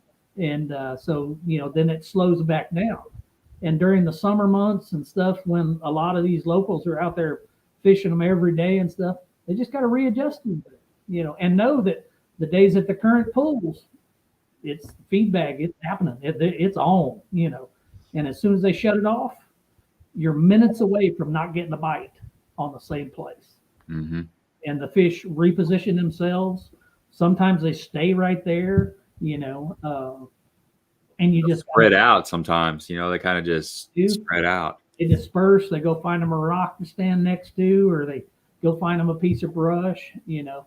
But a lot of times they just pull up off the bottom and they just suspend. Mm-hmm. And there's no harder bass to catch than one that's standing, you know, in 25 feet of water, you know, 10 foot deep. So, you know, because your bait's not in his face. Your bait's not in his face enough, you know. Your bait's getting below him a lot of times, you know, real fast. And if you're fishing below a suspended bass, you're never going to catch him because he's looking up, you know. As soon as the bass pulls off the bottom and suspends, he's looking this way. He's looking toward the surface. And 99% of our lures get below his line of sight pretty quick. And you just don't think that, you know, you don't think about that. But you're fishing below most of them, you know. And when they're not biting, you know, like I say, most of the time they're suspended. Yeah. You just got to learn how to fish for them that way, you know. You're going to still see some big stringers, and you're going to see some guys that really whack on them and stuff every now and then. But for the most part, John Q. public don't fish for them, you know, in the right manner the bulk of the time now because of the current. So that's my theory on why you're not seeing some of the big ones, you know, caught more frequently in tournaments like they used to be. The fish are adjusting. We're just not adjusting with them fast enough. So it's going to look like we're having some lean years and stuff like that, you know, but they still live there. Like I say, there was a 26-pound stringer caught last Tuesday, you know, and weighed in a little old 4-hour daytime tournament, you know, right here out of the F Road ramp, Shawnee Bend ramp, you know. So they're still there, you know. They just don't pull current every day, and it's inconsistent, you know. That's my first phone call before I go to the lake, you know, is the dams. Find out if they're pulling current. Mm-hmm. If they're pulling current, I know where I'm going to go sling at them, you know. If they're not pulling current, I know where I'm going to go sling at them. And you know, so you got to understand that. You got to keep that in mind, you know, whenever you're going fishing. Here, you know, like say, just like TBA, like, you know, you go to Kentucky Lake and you say, Terry Bolton, what's water moving today? 47,000. You know, and he's got it right there on the tip of his tongue because he checked it as soon as he put his undershorts on. You know, he's got his phone while he's taking his dump in the morning, checking what the water is going to move today. Yeah, that's the way you have to think about that stuff. You know, and they know, and these guys around here, they're still not up on that just yet. You know, some of the best fishermen out there still aren't up on that just yet. You know, and you know, and it tickles me to listen at them. You know, I love Marcus to death. That's the funniest son of a gun I was ever around in my life when he's not catching them. When he's not catching them, it is hilarious to be around him. because you can tell the wheels are spinning nonstop. I mean, he's like a little kid. He is really, really, it's beating him up, and he is not liking it, But you got to focus on, what you know. And like I say, a lot of those guys don't know a lot of that stuff. They've never had to fish that way. It helps that you've traveled the country and fished, titles and TVA lakes where they're generating 220,000 cubic feet or whatever it is a minute. I mean, that's ripping current versus Lake of the Ozarks. It's got a trickle out of it. Well, you can't fish the same spot. See, that's just, that's probably a crutch of almost every fisherman out there, especially the more serious you take it. You got your honey holes and you got your spots and you got your milk runs. You got so much history that it's hard to get away from that stuff. You spend half of your day. Yeah. You spend half of your day eliminating what you know. That's very true. And then you add current in it. Not what you should be doing. You should be hunting the fish at all times. You can't keep going back to, oh man, they should be on this place or they should be on that place. Man, if they're in brush, I know where they're at here, No, you got to figure out the fish where you're setting. When you pull up on a spot, you got to figure out where he's at, And when they're not pulling current, the sweet spots on those spots that you've always fished and caught them is a lot smaller. Yep. It's a lot smaller. Now you got to really narrow down exactly where he lives. It ain't where he feeds. Now you got to figure out where he lives. And a lot of guys have never had to do that. This lake's always been so awesome. I mean, think about it. You guys have fished around the country. Guess what? We live real close to Lake of the Ozarks, and it's one of the best in the world. Simple as that. Well, I don't care where you fish or how well you know it. If the fish start adapting and you don't adapt with them a little bit, that's what you got to take into consideration. You have to. I hope everybody heard what he just said, because he just let the cat out of the bag. You spend all your day hunting for what you know, not for what the fish are doing that day. When you said that, it clicked yesterday when I was at the lake. I spent all day running history, running spots, running my milk run, and I was struggling. Bank I hadn't fished in probably 5 or 6 years. Idled down it, and there they sat, just ducks in a row. Saw them on down scan. Turned around, caught a 3.5 pounder. Turned around, caught a 3.5 pounder. It's like, you dummy, quit trying to force it in the spot. Everybody else is fishing those spots too, and those fish move a lot of times. When we fish on an 1,800 acre lake, and there's 10 offshore spots in the whole lake, and it's just a merry-go-round. Well, those fish, like you said, they get used to that. They just move down the line a little bit, so they're not getting their heads beat on. The same shadder's still swimming through that general area. You know, I mean, they might have to swim a little further to get them, or be a little more patient, but they're still bait. How many times have you been out there post spawn, and everybody's done this? If they haven't, they have no idea what they're doing. But how many times you've been out there post spawn when they wouldn't get right on the end of the point? That's because everybody's keeping them beat off of it. Right. They're keeping them beat down, and they'll be just down the bank, 20 feet from the point. Yep, and I saw that the other day. That's exactly what I was talking about. Yep. They just 100 yards down, and they were sitting right there. They adapt as fast or faster than we do. Oh, for sure. That's what you have to keep in mind. You're in their world. You're jacking around where they live, and they're going to adapt. They're going to change, When that current flows, that's the easiest thing in the world for the fish to get a mouthful of food. He knows where to pull to, stand, and wait, and the food's going to come right in his face, And when it's not pulling, he knows where to live, and he goes and lives on the ambush place where he catches a occasional bluegill that swims by, because he knows eventually current's going to flow again. I'm going to pull out there. I'm going to eat under my same place and be happy and go right on about my business. And not end up in a frying pan. That's right. And the bigger he gets, the smarter he is. It is no different than hunting a big deer. You're not going to get many shots at that dude. Nope. Yeah. That's the way them 6-pounders are out on Lake of the Ozarks. You might bruise him once or twice in the springtime, but that's going to be it. you know. Every time you bruise him, he builds that callus up, and he knows not to eat that little brown jig. You betcha. So Little brown, speaking of, you don't have to be in a part of this, do you? You just keep your mouth in that little brown. we fish that LBJ a little bit around here too. Yeah. Well, there's, that's the most basic thing a fish eats is a little small crawdad. The reason he doesn't eat them when he gets to be that big is because he got ate when he was that big. It's just a crawdad is. Everybody makes fun of me. I talk about a bag of chips a lot. A crawdad is like an open bag of chips. You might not want one, but it's open and it's sitting right there, so you're going to grab one, and if a little crawdad crawls out from under a rock, a bass don't have to be hungry and he's still going to eat it, and that's everywhere on the planet. I've not been anywhere that I couldn't catch them on a little brown jig for the most part, like I say, it's just a morsel they won't turn down. Well, I didn't mean to let the cat out of the bag.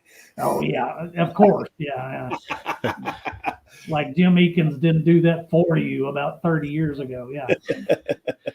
I do remember that there was that acronym LBJ was going around there for. It was about 6 or 7 years ago. Yeah. I kept seeing it pop up, and I'm like, "What the heck is that? What the heck?" I mean, I've had brown jigs for a long time, but I just didn't put it together, and it took me about a month before it came out. Yeah, it's pretty crazy. You'll catch one anytime you throw it. You can catch them on it right now. It's just as good as anything. Simple as that. I caught 1 5-pounder on it last Thursday night. We needed a fish, and I knew where one was standing by a rock, and I went and caught him. Simple as that. But yeah, so it's not just a seasonal deal either. No. All right, guys, if you got any more questions for Dion, get him in here real quick. He's been on here for a while. This has been a blast. I had a whole list of questions, and I didn't even get on any of them. So it's been fun. I like talking fishing, and we're talking fishing, but I like these stories and this kind of freestyle format. This has been pretty cool. So Brian's got a question here. He wants to know what's your best or maybe most memorable day on Lake of the Ozarks, and then maybe your favorite technique at Lake of the Ozarks. Probably one of the, I've had a lot of good ones on Lake of the Ozarks, just because of, fishing with my sons and stuff like that. I've got to win a lot of tournaments on the lake with them. Probably one of my most memorable ones was the last time I fished with my dad on Lake of the Ozarks in a tournament. Everybody was busy with something, and Dad sitting there, wow, you're trying really hard to find a fishing partner, huh? And I'm like, yeah, I really am. I said, all the boys are busy and everything. He says, hey, what am I, chopped liver? He says, hell, let me go with you. And I'm like, absolutely, let's do it, and they were behind the boat docks, behind the cables.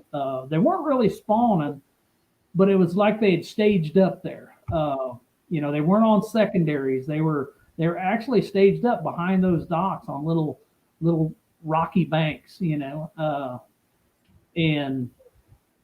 Dad and me, we ran up the lake, we ran up the river, and we pulled into Purvis. We pulled into that little bay there, and I headed down the bank, and he said, you catch them down through here? I said, yeah. And he said, man, it's so early. He said, we ought to do something else. He said, they bite real good right now. He said, do you think you can catch some doing that? I'm like, yeah, I'll probably catch 1 or 2. I said, you're right. It's about 10 o'clock when it's good. And he says, well, hell, let's pull over here and throw a jerkbait or something. And we pulled straight across the cove to a little secondary point and caught our limit in 10 minutes. I mean, and I no more had that on my mind than nothing. I was going to skip a jig behind boat docks all day long.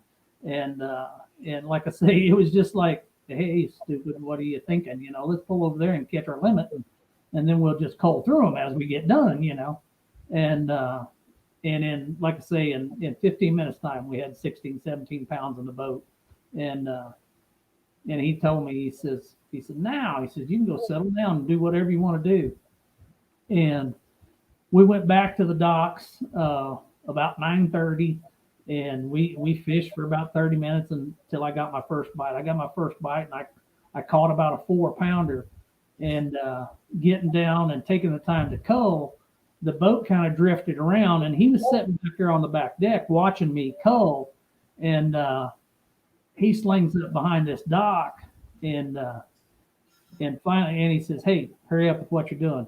I said, "What's the matter?" He says, "I got one." I'm like, "Well, okay, I can quit." And I jumped up on the front deck of the boat. He's over a cable, by the way, and he's told me, he says, "Hey, hurry up with what you're doing," like I'm going to go ahead and finish culling, and he's got one on. And I jumped down there, and this fish is bit back under the cable, and it comes up, and I scoop up his line and grab it, and I'm down on my belly, and I just kind of hold it back behind me and hand it to him, and he says, "Cut my line." And I just picked up his line and bit his line in half, and when I turned around, he's poking that jig out of that fish's face, and it's a 6-pound, 6 or so, something like that, and he's shaking so hard. I mean, you could tell he was still just like he was a 10-year-old kid. I mean, he was just That's awesome. And I mean, I thought, holy crap. Never lost it. How cool is that, And like I say, and we ended up just ripping them a new one in the tournament, and I forget what it was. Fitzpatrick and Bear Horse says, "Well, I sure hope you quit soon," and Dad's like, "Yeah, you better hope I do," he said, "because if not, we're going to do this to you every weekend," which of course he didn't do. He didn't like fishing them local tournaments that much, because he didn't want anybody aggravated at him. My dad was the toughest SOB that ever lived, but he also wanted everybody to like him, and but yeah, that was probably one of my coolest memories, just seeing him stand there holding that 6-pounder, and just there was fish in the floor of the boat. I was trying to get them cold and put back in the live well, and he's so laid back. He's just like, "Hey, I got one." I'm like, "Hey, why didn't you tell me?" And it's not like he had a keeper. Yeah, no, it wasn't like it was a 2-pounder, but anyways, yeah, that was one of the best. But like I say, I've got lots of good stories, way more than we can talk about tonight. That's good stuff. Yeah, it's funny, man. I caught a fish. I was just taking a picture of a fish the other day. It was it was about a 5-something pounder. I caught on a frog, and I was holding that phone. I was trying to do a selfie, and you're already holding that phone out, and I'm sitting, my hands is shaking. I couldn't hit my thumb, and I'm like, man, this is just like the first. I act like this is the first 5-pounder I've ever caught. Yeah. That's part of the joy and the love of fishing. It never gets old. Well, as soon as I stop getting excited about a 4 or 5-pounder, yeah, is the day that you need to quit. Exactly. You go play golf or something. Yeah. Let me scroll through a couple of these comments here and see if you got any more questions. There are no dumb questions in bass fishing, by the way. No. And if there is, I'll tell you right up front. I'm just kidding. So that's how I start my seminars. When I'm giving a seminar, I said, "Hey, just keep one thing in mind. There are no dumb questions." I said, "But if there is, I'll damn sure point it out to you." That's what Tom says. He says you do some of the best seminars because of all your stories. And man, there's not like a good story. Well, I'll tell you what, while he's going through the questions, you talk about learning to jig fish, and from one of the best jig fishermen, what is your setup for a jig? Well, we use a lot more. We use a lot more bait casters now than what we used to. These new bait casters and stuff they get out in this day and age. I mean, you can skip with them just as good as you can a spinning rod. Not just as good, almost as good. I don't want to overstep my boundaries there, but you can get some pretty good riggings now. I use a 7.3 Lew's in their silver rod that. It's a couple years old actually, but it's a 7.3 Magnum hammer is what they call it. I use one of their older reels, not one of the new little low profile reels. I use a BB1 Pro, And most of the time, 20-pound, fluorocarbon or 25-pound fluorocarbon. What a lot of people don't realize on Lake of the Ozarks, these fish are not line shy at all, ever. The only reason I go to 15 or 12 is if I'm using a little tiny jig, something that I just can't get the accuracy out of, with that heavier line. But I mean, if it's a 3/8 or above, I'm throwing 20-pound line 90% of the time. These fish don't care. None of them do. I don't think they care on table rock, to tell you the truth. Me and Lawson were down there in that Toyota series last year, and he made the top 10 out of it. And I mean, we throwed 20 the whole time around those boat docks. I don't think the fish are as line shy as much as the people think the fish are line shy. And if it helps you think better, then so be it. Use lighter line, But I'm just telling you right now, if you're throwing the right fishing bait, those fish are not focused on that line. They're focused on that bait. So if you have to go down to really, really light line to make them bite your lure, then odds are you need to change your lure up a little bit, because they're not focused on your line. You ain't got the right bag of chips, sounds like. That's right. You didn't open the right bag of chips for them buggers, because if you did, they're going to eat your stuff. Yeah. But I like that rod. That rod you're talking about. I got a lot of loose rods, and that. Yeah. I own that rod you're talking about, and I like the one before it. The just the white one, just the custom. Yeah. That 7'3". It's a heavy football jig rod. That's a pretty decent skipping rod too. I just don't. That Magnum hammer has got a lot of good tip on it. It's not a stiff rod by no means. It's a fairly limber rod, but you got to have that to be an accurate skipper. You got to have it to where you can swing that thing in there and that tip give a little bit. If that tip doesn't give a little bit, you're not going to be as accurate a caster. The stiffer the rod, the more you have to use your arm to get it to do what you want it to do. My skip's very subtle. When I skip, I'm very subtle, about how it happens.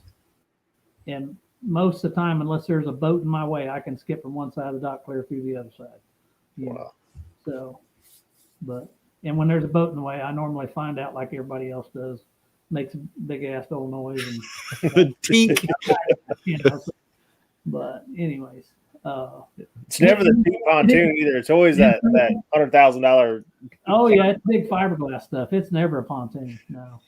But in the Bassmaster Classic that I won, I was rolling the last day. It was happening. I caught my initial 5-fish limit off the first boat dock I fished that morning, and that's when they called the producer and they said, "Hey, he's really smoking them. Somebody needs to come film and help me film him." And then they brought Grigsby over, and when Grigsby came by with his cameraman and was doing a little talking to me and everything, I was feeling pretty good about myself, and I made the comment that if there wasn't 2 or 3 guys on the planet could cast like that, and a couple of them wasn't in the tournament. Well, I was throwing him a bone and commenting on Dad, and the very next cast, I T-boned a pontoon, and it rained. It's like you couldn't hit it with a ball peen hammer and made more noise. And I just reeled my jig in, clipped it off, tied me on a new one, because that was as flat as a pancake. I hit that pontoon so hard, and Grigsby just chuckled. He just laughed. He thought, "Yeah, you're something, all right." Yeah. Yeah. But anyways, yeah, it's pretty cool when you get on a roll. When you get to really rolling, skipping, and stuff like that. You're making good cast, and I can feel it when it's happening. Then I go out with my 2 sons. I go out with Payton or Lawson, and then they skip with both hands. And I'm like, "Oh my God, I just thought I could cast." And I'm like, "Wow, they're really good at that." But they're old forearms. They look like Popeye, and I'm not as strong and not as youthful as I used to. So mine's all left-handed, but for the most part, I get my stuff where it needs to be. Yeah, exactly. You get it done. It don't matter which arm. It's just getting it back there. Yeah, but they're like swatting flies. The only way they could be more efficient is if they use 2 rods. I mean, that's how good they are at it. They Wow. can use one in each hand, skip them, and they just need somebody to help them reel them back in, you know. But yeah, it's pretty amazing to watch. You know, it's crazy. Okay, we've got another question. Do you do any guide trips? Yeah, a little bit. Yeah, I do a little bit. Not as much as I used to, but yeah, I do some. Absolutely. I like fishing around here. You know, I don't like to travel to do them, but yeah, I like doing them here around Lake of the Ozarks and stuff. You know, just because I like fishing here. You know? How does somebody get a hold of you for that? Oh, you can call me on my cell phone. I can give you my cell phone number right now. You ready? I can get a hold of you on Facebook. Or you can get a hold of me on Facebook too. But yeah, yes, I still guide quite a bit. I say quite a bit. I went back to fishing full time this year, so yeah, I don't have as much time as I once did. You will over the winter and the fall, though. Probably you'll have some more time. Oh yeah, absolutely. I mean, if I'm not taking somebody for money, I'm going out anyway. So you know, might as well make a little spending money while I'm doing it. So Exactly. There you go. I can assure you it'd be a fun trip too. Plenty of stories. There's a lot of things I might not guarantee, but you're going to have a life-changing experience. One way or the other, we're going to have a good time. I promise you. That's awesome. All right. Well, let me ask you before we go. I'm going to ask you one more question, and I got a feeling this may lead to another great story. And what is the craziest boat ride or the craziest fish catch story, or you know, one boat ride, one fish catch that you can remember? I have crashed one time in my life. Okay, truly crashed and tore stuff up, and that was on Truman Lake. It was in a pin reel tournament.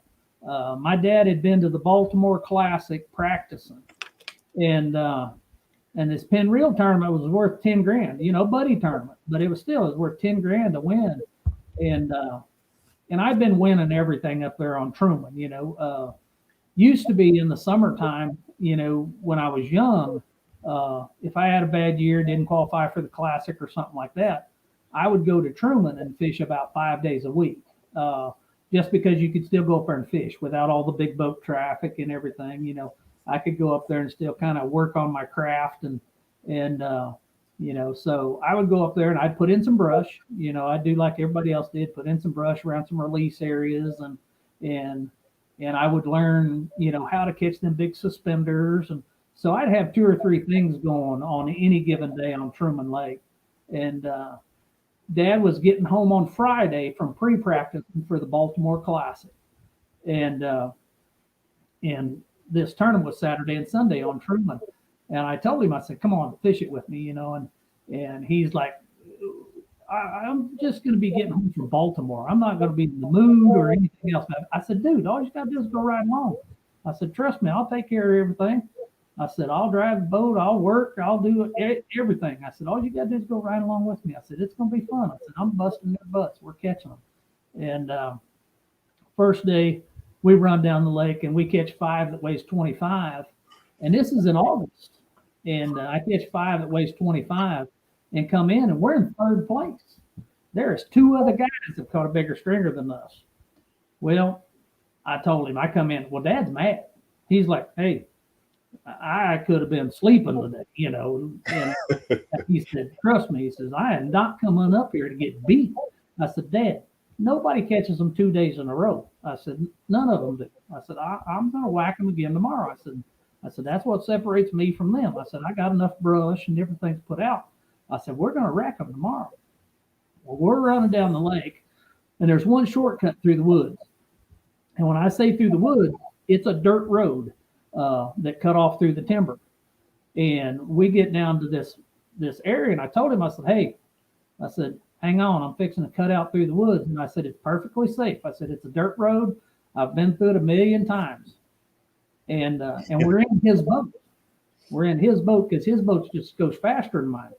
And we get to that cut through in the trees, and there's about 20 boats going around this big bend in the river.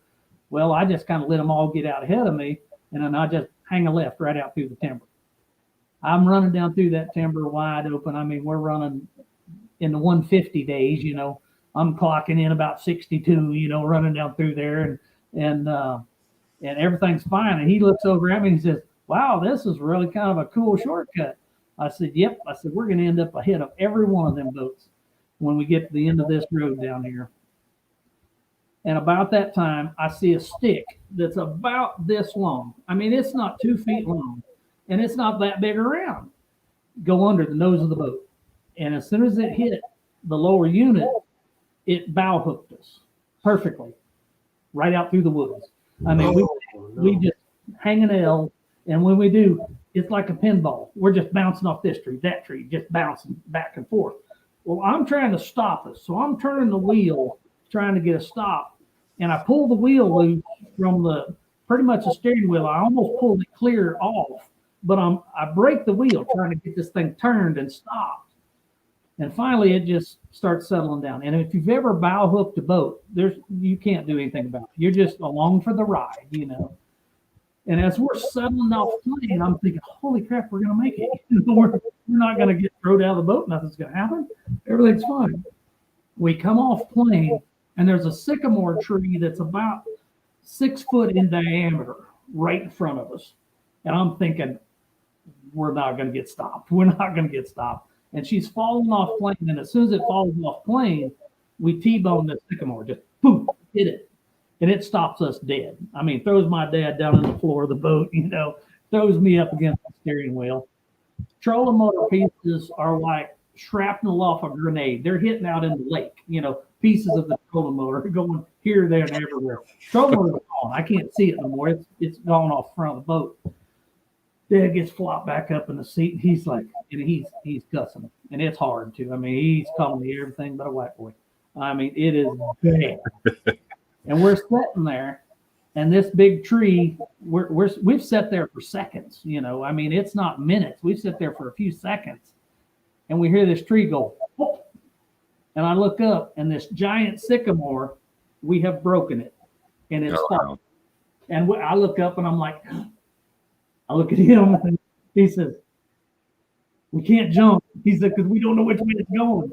So we sit there in the seats, watch this giant sycamore kind of breaking down towards us, and it finally kind of kicks off to his side, and it goes right along down the side of the boat, just whoosh, and I mean a wall of water comes over the side of the boat.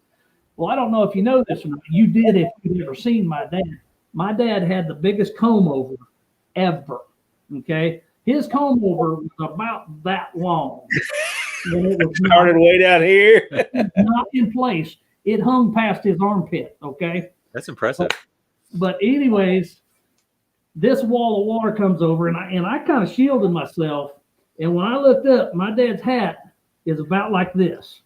And here's this comb over hanging down here about that far. And water just spilling off of him, you know. And he's coughing and spitting, you know. And I look at him, I'm like, what do you think now? And he's like, I really hate you right this minute. And I said, well, if you could see your hair, you'd hate me a lot worse. He's like, that's not funny, goddammit, you know. And he says, what are we going to do now? And he says, nope, hold that thought. He says, you know your old buddy over at Osage Bluff Marina? He said, let's go over there. Maybe he can help us out. Well, it's right at daylight. They don't open up till 8 o'clock in the morning. So, and I don't think about this at all. We run over there to Osage Bluff. We go up in there. There's nobody around. It's not open. He says, all right. He says, here's the deal. He says, you take this. And he give me like $100 worth of $10 bills. Why he had that many $10 bills, I have no idea. But he gave me $100 worth of $10 bills. He said, go buy us enough rope on these docks so we can have an anchor rope. And I'm like, there's nobody going to sell us no rope. He says, hey, dumbass, you have to go steal it. Leave them a $10 bill. They can buy themselves more rope. So I'm a walking the boat docks at Osage Bluff Marina, finding every good long piece of rope I can find.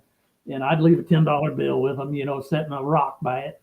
Or setting a rock on top of it so it wouldn't blow away. And I stole a bunch of their rope and went back to the boat. When I got back to the boat, he says, okay, pull me over there to that riprap. So we pull straight across from the gas dock over to the riprap. And he says, well, get that one right there. I said, hell, Dad, that one's too big. I said, I can't even get it in the boat sitting out here. He says, I want that one. Well, he wanted to get the worst one that he could get, so I would have to jack with it all day long. Now the front of the boat looks like a bulldog. It's smashed clear flat, So we got fiberglass kind of splintered out, kind of looks like a tree stump on the front of the boat. So we're not worried about screwing up the fiberglass on this thing at this point today. And I set this rock up in there. I'm out on the bank and set this rock up in there. I can barely get it in the boat with me in the water with it. He ties this rope, he Boy Scouts the hell out of this damn rock and gets it tied off to where it can't get away from us.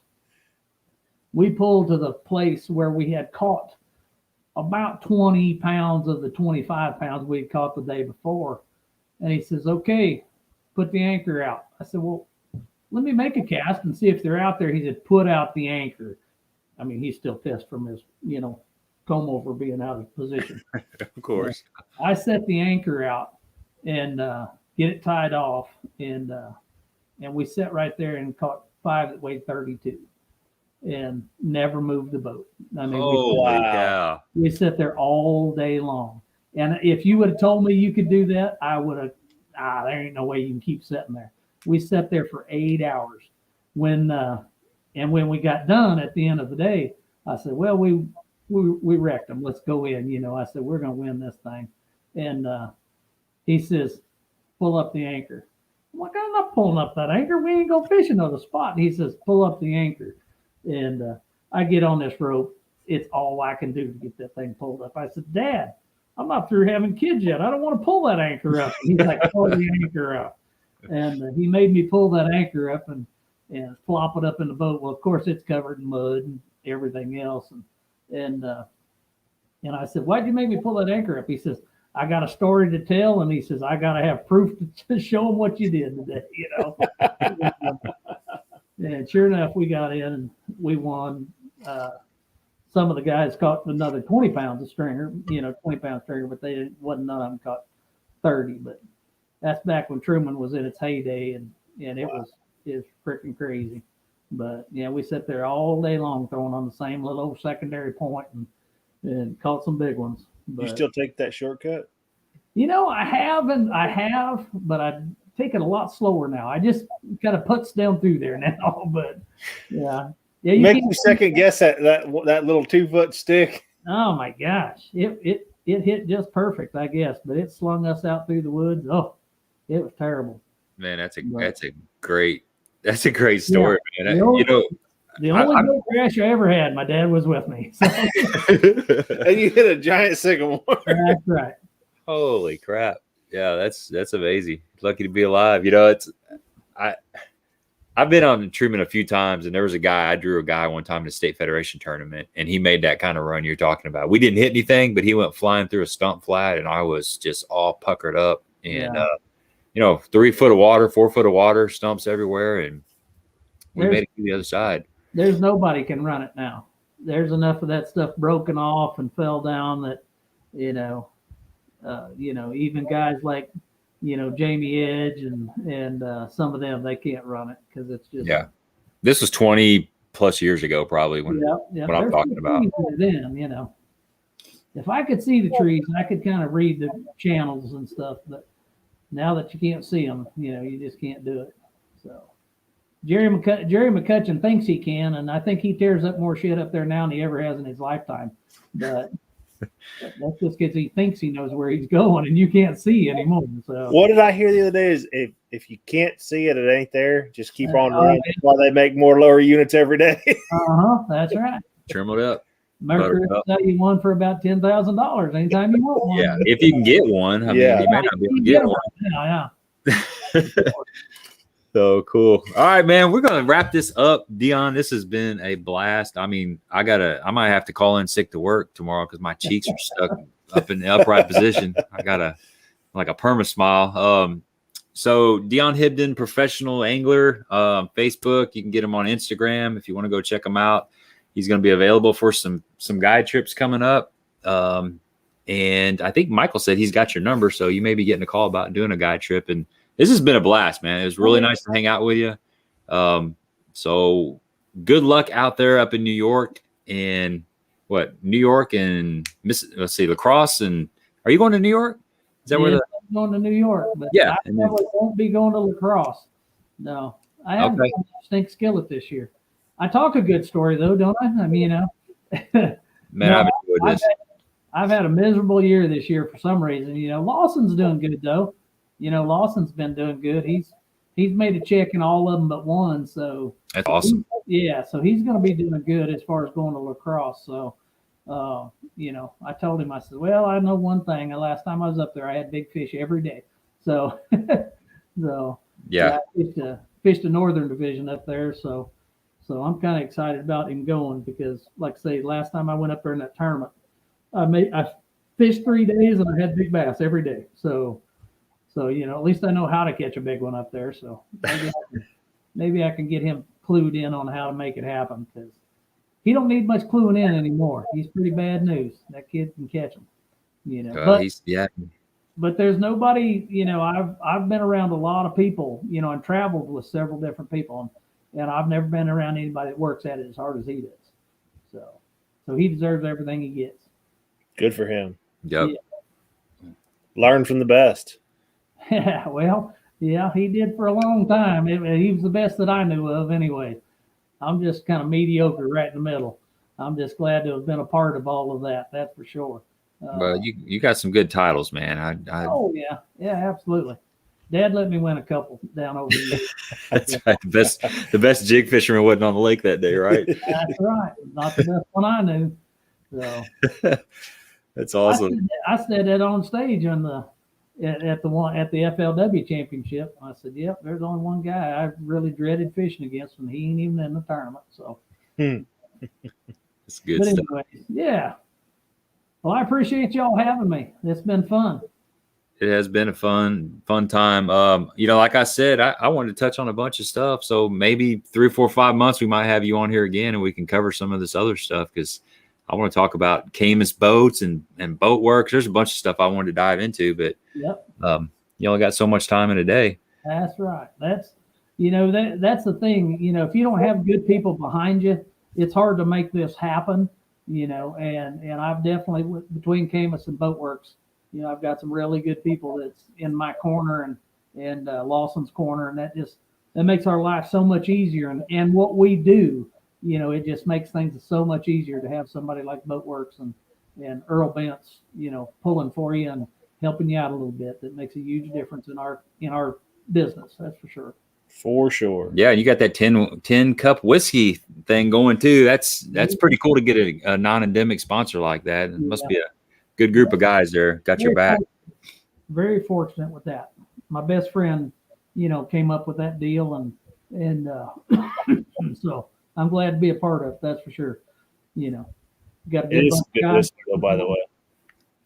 Is it? It is good whiskey. Yeah, that's the thing. It's the easiest thing in the world to sell because just try it. It's if good. If you don't like it, don't drink it. You know, but right. If you drink it, you're gonna like it because it's good stuff. It's awesome. It's a smooth drink. I drink it straight, so I'll be checking it out here for too long. I drink ice. That's it. You know? Yep. 1 or 2 cubes ice, and you call it a night for me. That's so. right. So, all right, let's wrap this up. Dion, thanks again, man. You don't have to wait 5 or 6 months. Let's do it. We'll do it again. Right. That was a blast. Anytime. All right, man. Have a good evening. Had a lot of fun. Thank you. All right. Good night. Thank you, Dion. Good night.